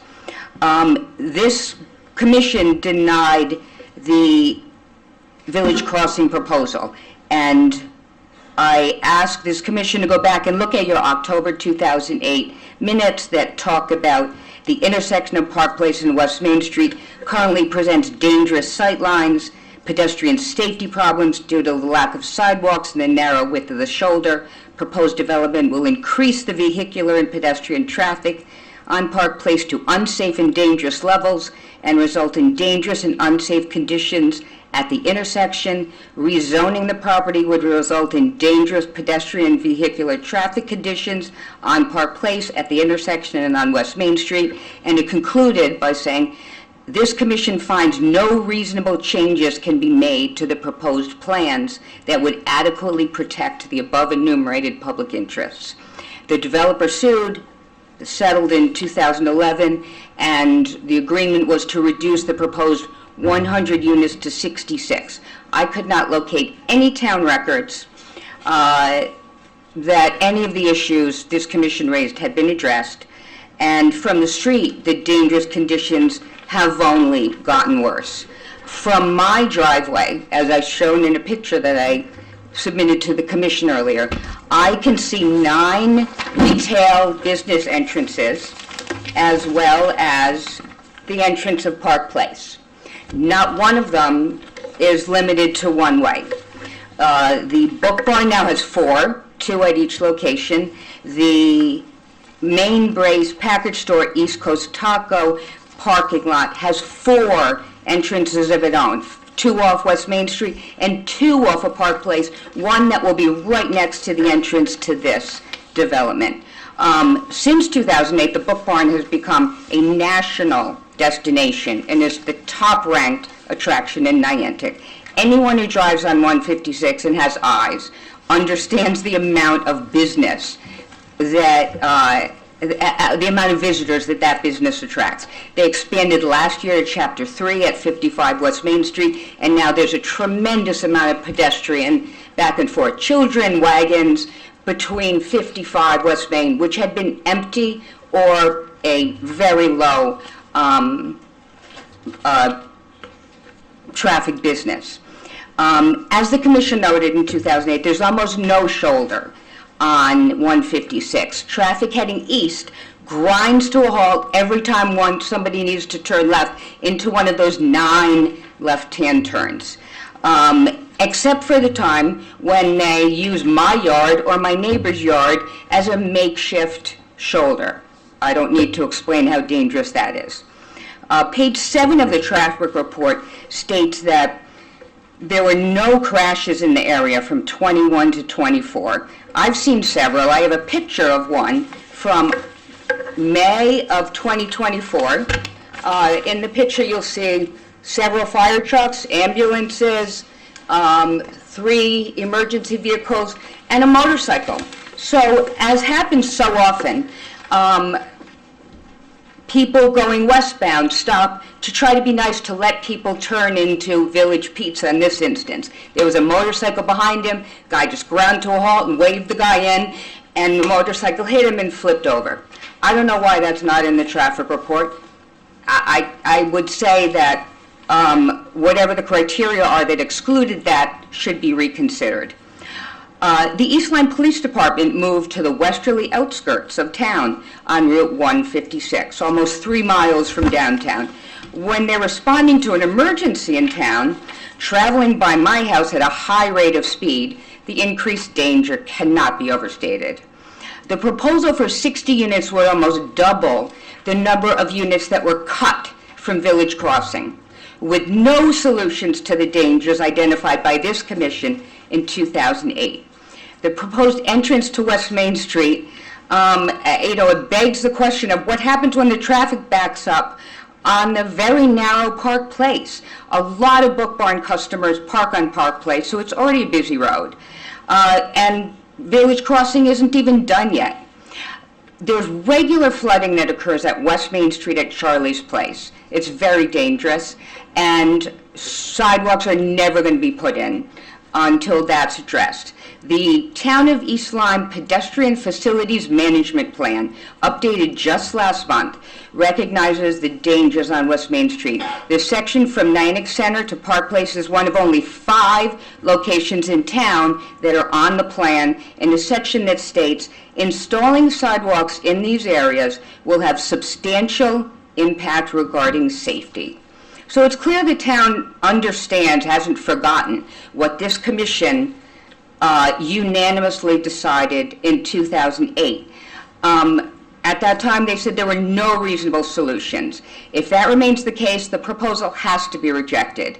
If those findings were incorrect and there's some action that could reduce the danger, some combination of road work, a stoplight, sidewalks, permanent speed cameras, reconfiguring those 9 retail access points, requiring Parker's Place to use another access other than the tiny Park Place, every other, as was pointed out, every other development that Attorney Heller mentioned is on a main road. This is a tiny cul-de-sac that had 18 homes on it. And these identified hazards need to be addressed. Thank you. Thank you. Is Excuse me? How do you spell your last name? M-A-R-R-I-O-N. Okay. Thank you. Is there anyone else here tonight to speak against the project? Yes, sir, come on.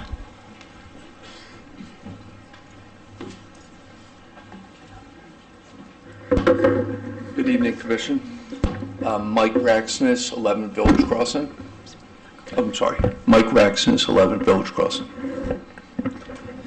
I'd like to augment some of the points that were brought up by several of our public comments. First of all, Kathy had mentioned about the traffic on West Main Street. There's been several times at I-95, due to the construction up by Flanders there, the crossing there, that the preferred traffic apps that everybody looks at, their navigation apps when they're driving northbound, the preferred path is actually to come down Rocky Neck Connector Road, up Main Street, and then come into town and then get back on to bypass that. They go off to Waterford. So we have tractor trailers coming that are on 95 that are rolling up West Main Street. It was actually pretty difficult to actually make a left. I found myself, as probably several of our people in our development in Village Crossing and on Park Place Road, actually ended up taking a right, going down the road just to make a left because it's very difficult to make a left. I also want to augment what Tom brought up about the sidewalks. I think it's very difficult for anyone to walk from this development to the village, to downtown Nyack. You have to walk on the road. You have to go where the guardrails are near Charlie's Place. There really is no safe way to do it. So living in Village Crossing, I'm fortunate. I'm on private property. We have a fire road that we could access Brook Road. The residents on Brook Road are very accommodating. We pick up the road there and walk, go up to Patagonia Road, come by the cemetery, and go into town. That is actually 99% of the foot traffic that leaves that area. Maybe there's some people on Park Place that are doing it, but I know for Village Crossing, that's the preferred way. No one really walks to the village from Park Place using West Main Street.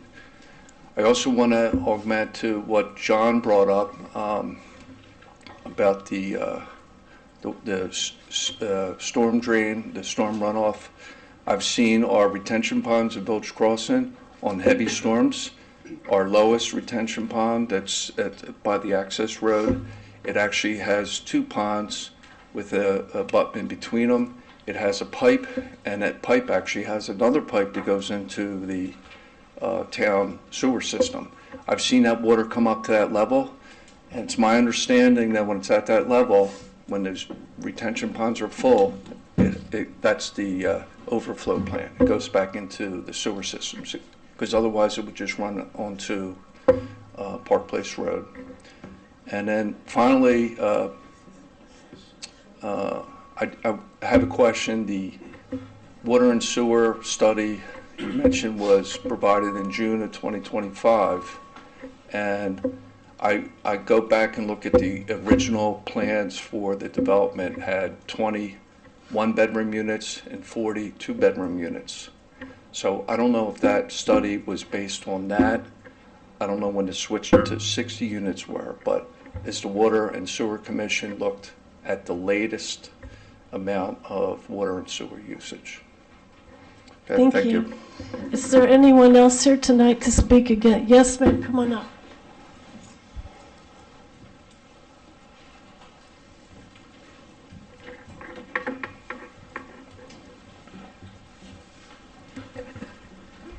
My name is Barb Weinshank. I live at 26 Huntley Court, which is around the corner from this project. And there's a couple concerns. One that wasn't brought up tonight is the environmental concern. That area is completely wooded. If it gets clear cut, it is a big area, one of the few areas that's left for wildlife.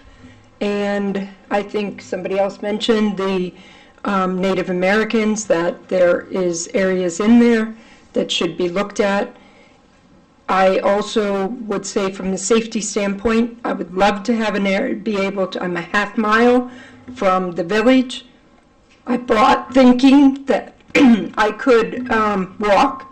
There's no way. It's so dangerous. And for anybody to think that this is a great project because it's accessible to the village by walking, you can't. And in the summer when people try to bike to Rocky Neck or from one of the areas, there's so many blind spots on that road that you have to go out into the road and you're taking your life in your hands. I can't imagine more, easily 120 more people that are going to be added to that area. And as far as the safety goes, there has been many accidents just to the entrance of Huntley Court, and that's around the corner. So I don't know how that's not in any police reports, because there's been people on bikes that have been hit, there's been pedestrians that have been hit, and there's been many traffic accidents. So I would consider all of those things as a vote against it. Thank you. Is there anyone else here to? Yes, ma'am, come on up.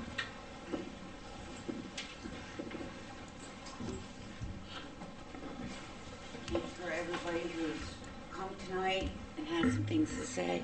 Dawn Griswold, 5 Dodge Court.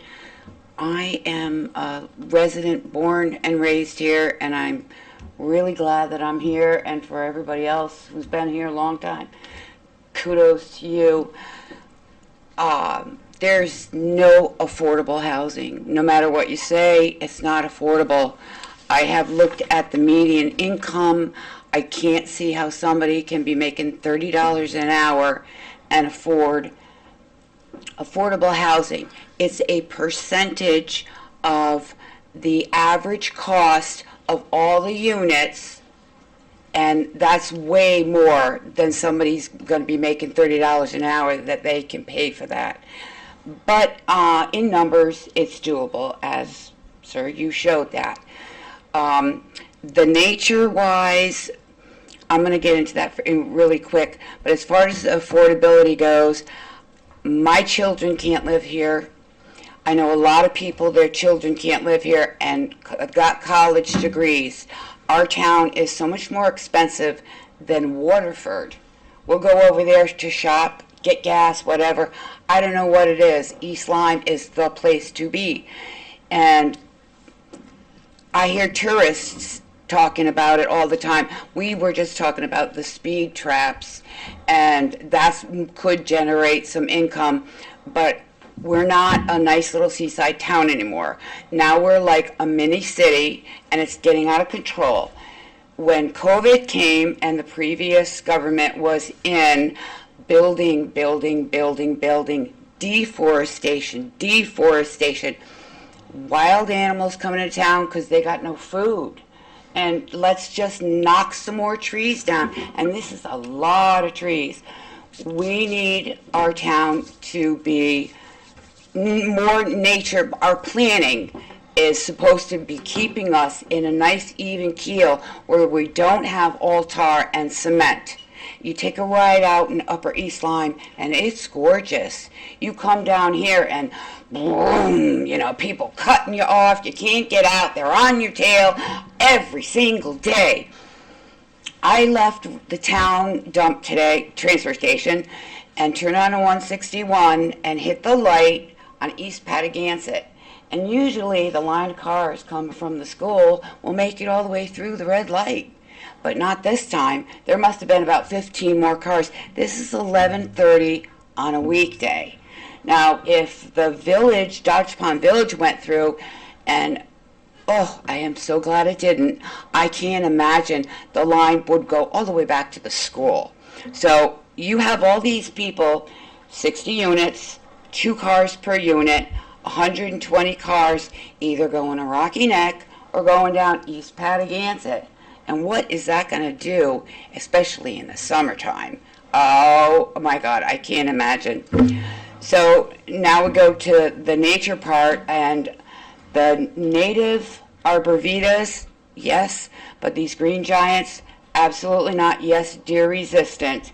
They're 60 feet tall. We should be all native everywhere. The group, I can't remember the name of it, started it with Marjorie. Anyway, she's got plantings all around trying to get native, and we know we have to do native, bringing the insects back, etc., etc. The no-mow grass is crabgrass. It grows about this tall, and it'll eventually be stomped down from people walking on it, and if you don't put pesticides on it, you're going to have weeds all over the place, and the people are going to say, oh my God, look at all the weeds. So then here goes the pesticides, and then the pesticides are going to run off, and don't tell me that it's not going to go into the sound. You can't say Inland Waterlands has to be in on this. They got to have a big say, because you stand there in Park Place, and what do you see across the street? The marsh, the beautiful, beautiful marsh. It's got osprey. It's undisturbed. There's nowhere you can't go in town where there isn't gasoline on the ground. Every car that goes by is going to leave gasoline. Up Noble gas station next to Banning Cove, across from Latimer, at the head of Niantic River. We got to preserve what we have now and keep it the way it should be. That's why zoning shouldn't be changed. Besides all the other reasons that everybody's, and the safety issue, my car breaks down, where do I go? I go to Guy Gatas. Why? Because I can get there.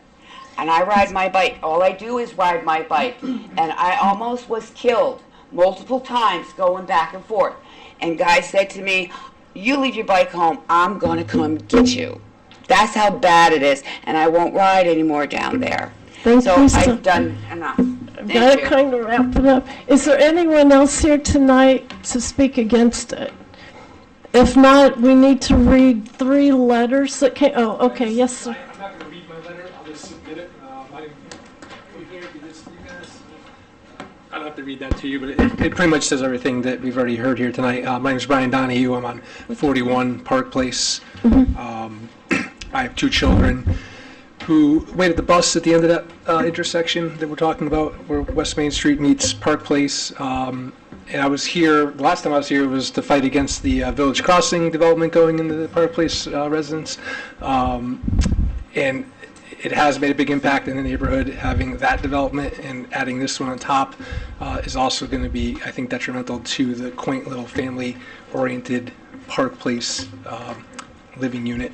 I can't walk my kids to school. We missed the bus one day. I tried to walk them to school at Niantic Center, and it was not. That was a scary and stupid dad thing to do. Try to walk the kids after missing the bus on that stretch of roadway, because it was scary. Having a kindergartner and a second grader walk on West Main Street, especially in front of Charlie's Place. So, and at that time when I was here, complaining about the Village Crossing development going in. The selectman at the time, I think it might have been Nicholson, I don't know, said there was going to be sidewalk access granted to Park Place at some point. And that hasn't happened, and I don't think there's any plan of that happening. The sidewalk to nowhere that has been installed, if anything, has made the congestion at the end of Park Place worse. With all the Book Barn parking, the streets actually become more narrow. The sidewalk's not used by anybody, and there's no need for a sidewalk from Village Crossing to the end of Park Place. The need for sidewalk is from Park Place to downtown, which we've already heard multiple people. And then I'm not sure I'm confident in the town to enforce any of the shrubbery, either the arborvitae discussion. I'm still waiting for those to be planted behind the Village Crossing project behind my property. Every time a car leaves the lower level, lights come across the whole back of my house because the developer and the town keep fighting about when those trees need to be planted. Some of the arborvitaes were planted at the beginning phase of the project, and since then, none have been. And every time I come to complain, nothing happens. So I don't know how well the town's going to enforce all the ins and outs of this project as well. So, thank you. Thank you. So do we have permission to not read your letter then? Oh, you can read it if you'd like to, but you don't have to. It's long. Just on account of time, we'll put it in the record. I will read ones that have asked us to. There's one, Janet, please reconsider approving a 60-unit complex on Park Place. Our town is so very delightful. Bringing extra people and traffic into our town is not the answer. It will further burden our roadways and increase the ever-growing traffic problem that already resides. A concerned Niantic resident, Brittany Auger. Was Mr. Beebe here tonight? Do you want to come up and read your letter, or talk since you're here? You can probably do it more justice than I can. My name is Arthur J. Beebe III, and my family owns 46 West Main Street, across the street from the liquor store and the taco shop and Park Place and everywhere else.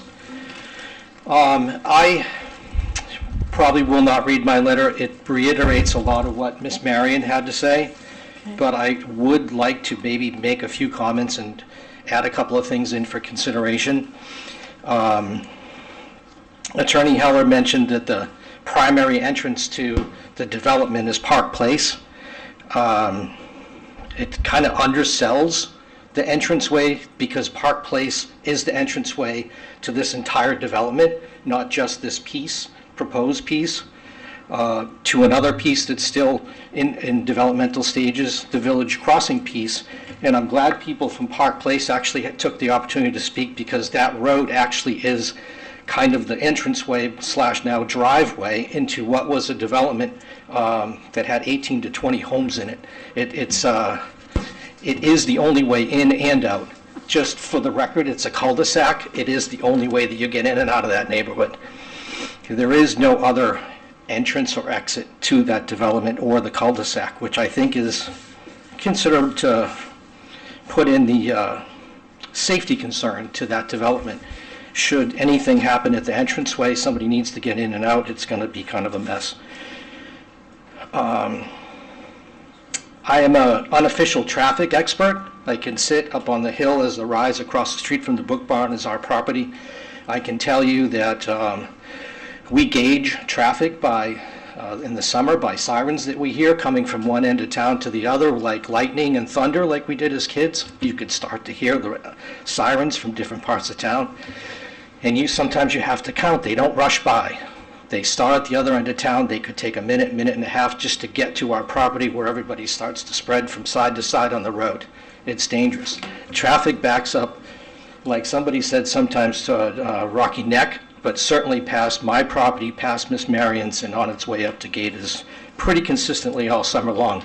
We decide what we're going to do in the summer by whether or not we can get out of our driveway. Attorney Heller talked about density. I understand that concern, but I guess I would throw on the table the idea of density for this specific spot in vicinity. It is a very dense area, again, with a one-way street going into a cul-de-sac. It just seems like a lot of people are for affordable housing, which I also am as well, but I'm not for the location to do this. And I'm not a math major, but I don't understand sometimes when you have 60 units, 18 of them affordable, which makes 42 of them not affordable housing, which then, if you do the math somewhere in there, which I did, creates 24 more non-affordable houses or residences or units that causes you to have to build more affordable housing because you've just raised your non-affordable housing by 24 units, if you follow that math. So I guess Ms. Marion talked about some of these things. There was no remedies to the last building project, Village Crossing. If there was something to untie our hand behind the back with this affordable housing law, that maybe we look at the percentage of affordable housing in this project. So if we really want to talk about affordable housing, we make it a 50-50 unit. 30 affordable, 30 regular income, so that we don't keep adding to the need to have affordable housing, and we really address the affordable housing problem by having more affordable units. That's only my thought as far as remedies, but traffic, I concur with everybody else, needs to be studied over again. Thank you. Thank you. Are Michelle and Raymond Bissell here tonight? If not, we need to read their letter into the record. I can do it if you want. Dear Mr. Mulholland, we are writing as concerned residents of Village Crossing number 16 in Niantic, Connecticut, to respectfully express our opposition to the zoning changes required to accommodate the proposed Parker's Place LLC affordable housing development that would allow for the development of 60 two-bedroom affordable housing units to be built by Paz Construction, Jason Pizzaglia, owner. While we understand and support the need for thoughtful housing solutions, we also understand the benefits afforded to builders who agree to take on such projects. For instance, Mr. Pizzaglia's recently built affordable housing project, Brookside Apartments at 90 North Brybrook Road in East Lyme, which are available for rent at $1,800 to $3,400 per month, depending on the unit size, offers 18 to 24 of 80 total units, 22 at 30% to lower income families based on gross and or median income. Considering the recently passed robust pro-affordable housing Connecticut legislation, we understand builders offering even a small percentage of affordable housing will receive a 3.5 sales tax reduction on the materials needed to build the project, and potentially a myriad other significant financial incentives such as federal low-income housing credits administered by CHAFA, Building for Connecticut Funding, CHAFA Multifamily Rental Dollars, tax abatements, and others. So while the incentives are potentially quite lucrative for builders like Mr. Pizzaglia, and I don't profess to be a construction expert, I invite you all to do your own research online as I did. Seemingly all of that is offered to the existing homeowners in the area is construction, noise, and nuisance, hundreds of additional residents and cars, accident risks, general inconvenience, the following. 1, infrastructure capacity. Our local roads, water supply, and sewer systems are already operating near capacity. In fact, as we understand it, on 7/1/25, the town of East Lyme placed a moratorium on building of new large-scale building projects, 20 units plus, due to the strain on both sewer and water systems. After this moratorium was placed, Mr. Biseglia and his attorneys sought a solution through the state of Connecticut and ultimately prevailed when the Superior Court for the Judicial District of Hartford Land Use Division stipulated a judgment which will allow the sewers in the proposed project to interconnect to the existing municipal utilities in Park Place. The sewer shed line was in fact modified by action of the town of East Lyme in the regularly scheduled meeting of the East Lyme Water and Sewer Commission on September 23rd, 2025. If Mr. Pizzaglia's proposed project is approved, it remains to be seen if this modification will be sufficient to support the 62-bedroom units along with the 66 village crossing units and the other homes and businesses in the Park Place vicinity that utilize the public utilities. Besides potential strain to the water and sewer infrastructure, adding a significant number of new units will likely could lead to the congestion, service interruptions, and safety concerns noted below. This ambitious proposed project is just too dense, 60 units in less than 7 acres, whereas the Village Crossing development has 66 units on twice the land, allowing for a spacious wooded feel, less pavement, and a more suitable asphalt to green space ratio. Brookside Apartments have 80 units on over 20 acres. Traffic and safety. The proposed development would substantially increase traffic on Main Street. In the summer, it is already nearly impossible to exit Park Place onto Main Street. At times, the traffic is stopped all the way down to Rocky Neck State Park. This raises concerns for pedestrian and driver safety, as the affordable units will likely draw families with children. The concern is also for school bus safety, as children are picked up and dropped off as existing residents are trying to get or return to work. Pedestrians walking and parking on Park Place or at the adjoining shopping plaza to visit the Book Barn are already a huge problem. Many seemingly feel that Park Place is a parking area with children and preoccupied adults often crossing in front of moving cars trying to get in and out of their homes. Environmental impact. The site in question would include the destruction of a heavily wooded area where wildlife abounds, much to the enjoyment of all who reside nearby. Development will disrupt local ecosystem, displace wildlife, and potentially increase stormwater runoff, which would contribute to flooding risk. And lastly, community character. The proposed affordable housing project's density is inconsistent with the surrounding neighborhood zoning and character. A sudden change in scale could alter the look, feel, and property values of the area, changing it from a charming small town wooded setting to an urban feeling setting with too much paved space, parked car, motorcycles, ATVs, and bicycles. We respectfully urge the board to consider alternative locations or at the very least less dense project approaches that will address affordable housing needs while preserving the safety, infrastructure, stability, environmental integrity, and natural beauty of our community. Thank you for your time and for considering the perspective of residents who will be directly affected by this decision. We look forward to your careful review and respectfully request that you vote against the proposed zoning change as it currently stands. Sincerely, Michelle and Raymond Bissell, 16 Village Crossing, Niantic. I'm going to propose that we continue this hearing because it's 10 till 10 and quickly go through the rest of our agenda. Thank you, Madam Chair. I don't know, what do the rest of you feel? We can continue it at our next meeting. Yes. I think that's a good idea. I make a Can I motion have a that we- motion? Yeah, I make a motion that we continue this public hearing until our next meeting. Second. All those in favor say aye. Aye. Aye. 6-0-0. We will continue this hearing until our next meeting, and which will be I don't have a calendar. Let me look. First Thursday of February 5th, I believe it is. Whatever, yeah, the first Thursday in February, which will be the 5th. Thank you, everyone, for coming. Yes, thank you. Very quickly, we'll go through the rest of our agenda. Do we have a motion to approve the minutes? I make a motion we approve the minutes. Second. All those in favor say aye. Aye. Opposed? Okay, old business none.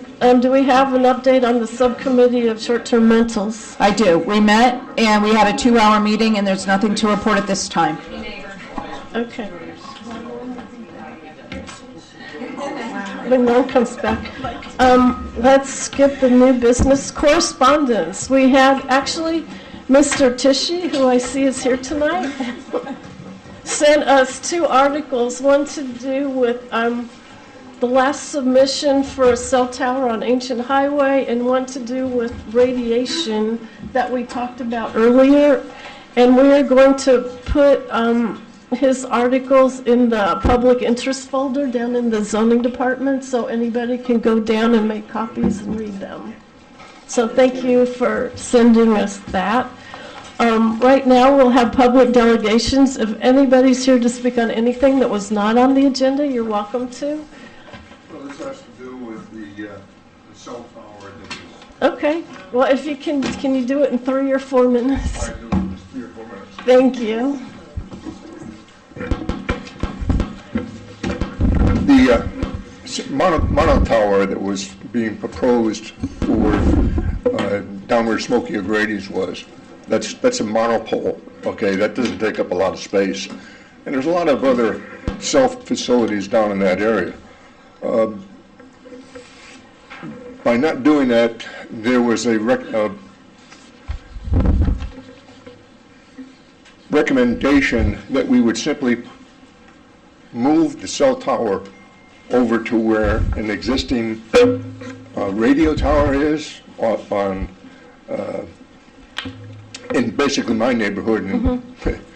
And as I started reading through all the regulations, some of the things that I came across didn't make much sense, because the applicant who put that tower up there, okay, never went through taking a look at the Native American structures, which was required, and it's not in the, from what I'm seeing, the zoning regulations, but it is in the CFR, for the Code of Federal Regulations for radio towers, that they have to take that into account. It's also in the federal code, or the Connecticut Siting Council code, saying you have to do this, and it was basically just blown off. So it was never addressed, even for putting up a radio tower, and it definitely had to be addressed for putting up a cell tower. And that was the reason why AT&T withdrew their application, because the Mohegans determined that that place had significant history. I've given you some information also about the Nahantic Indians, because that was originally their area, and the Mohegans were put in charge of the Nahantics because they couldn't fight the Pequots. I mean, they were Pequot. Basically, the definition of Pequot was destroyer. All right, so they're not the very friendly people that you'll see in their videos in their museum. So that was never addressed. So now how can you say, I'm going to put, okay with them putting the cell tower on this property? You might be interested, I was going to announce this in a minute anyway, but the Siting Council is meeting January 29th. I have these to pass out to everyone. It's going to be a Zoom meeting. If the public wants to make comments, it tells you what time at 6:30. You have to send an email the day before saying you'd like to make public comments. So, I definitely will. So if you want to come get this information, I can give you my copy. I think you have other copies to hand out. I know they're up here somewhere. So if you would like this and you would like to give the Siting Council your comments, this would be the time and place to do it. Because some of that's permit to construct the amateur radio tower. He testified that he would, at that particular time, had no intention of doing anything with it for a cell tower. Okay, it was not going to happen. Now all of a sudden, he wants to do it on basically land that has been considered sacred to the Indians. Well, since I understand you will have I've given Ann Hardy a book on all of that. There are quite a bit of it. There's a lot of research being done on this. And a lot of these regulations were passed because of the Native Americans were fighting it. All right. And The time to do all that would be at the siding council meeting, because I believe the owner will have an intervener there on his behalf. So that would be the time to give this information, and that's where it would do some good. Yeah, So, because if you read the permit resolution denying and the resolution that was looked at for approving, he had, during a public meeting, said he was not going to do anything about putting the cell tower on there, what he was going to put up there. So he never should have gotten it for the radio tower, never mind having to do this for a cell tower. And as far as the radiation goes, there's been a lot of studies on that, and it's still going back and forth. There's new studies that were conducted in early 2025 from Yale. Yeah, and there's been cell towers that have been removed because of suspected cancer, because it was located too close to a school. And there's a lot of information on that if you get on the internet. There's a tremendous amount of stuff you can find. I'm so sorry. We're like almost out of time. Thank you so Thank much you. for coming. And your handouts will be in the public information file for everyone. So thank you. Zoning official, do we have an? I have just a public. We're finished with the hearing, so. Just a public delegation, though. Public delegation. Oh, okay, if it's not on the affordable housing. I'm not sure. Can I ask you a question? I'm not sure if it's available to talk about. It's not about affordable housing, but it's just about the public hearing. It's not about the housing itself, just how it was conducted. Sure. Okay. I just had a concern. I was I ended my time after 3 minutes. However, after timing other people, I acknowledge it's not their fault. I don't want to accuse anybody of trying to take too much time or anything like that. Doing public speaking is hard. It goes fast. It goes fast for me, so I don't want to have this be construed as anybody was doing anything wrong. They weren't doing anything wrong. They were doing great. They were using their right to speak at a public hearing, which is great to see so many people here. However, my public speech was cut at 3 minutes. I timed other people. They spoke for 4 minutes, 5 minutes, 7.5 minutes without being cut off. So I just view that as unfair as a part of the zoning commission. So We did our best, but the hearing is continued, so if you'd like to come back and speak the next meeting, you're more than welcome to. Thank you. And that's going to be the first Thursday? In correct? February, yes, All right, sir. thank you. Thank you, thank you. Did you need my address for this? Oh, sure. Joshua Caskey, 1 Grooms Way, East Lyme, Connecticut. A zoning official, do you have anything? Hello, goodbye. I have nothing to add. I'll take a pass. We'll see you. Hello, goodbye. Our ex officio. Double duty next time. Okay, zoning board, did Miss Edwards get to go? Do you have a report? I will be quick. Oh, thank you. So I have to say, I think after taking notes last meeting and attending the planning meeting, which went until about 10:30, I think I have met my hazing for new planning commission. So hi, it's nice to officially meet you all. I did attend the meeting, and there was a lengthy presentation by another lawyer and his comrades about Cat Bird Lane re-subdivision, and there's a woman that would like to build on a area that is designated as open space, so they had a very lengthy trial, I would say, because the lawyer was there, about what to do, and they have not voted on that yet. Also, they talked about the Parker's Place, and as you know, they have approved the Parker's Place. They talked about chickens, and our understanding are the zoning commission's wanting to change the poultry regulations, and that's all I have to say. Thank you so much. And we appreciate all the work you've been putting in. We do have handouts if anybody's interested for making comments in the siding council meeting.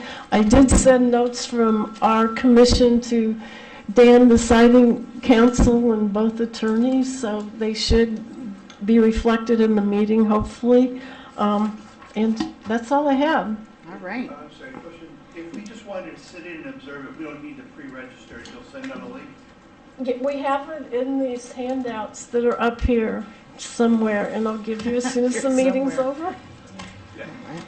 Do we have a motion to? I make a motion, we adjourn the meeting. I'll second that. All those in favor? Aye.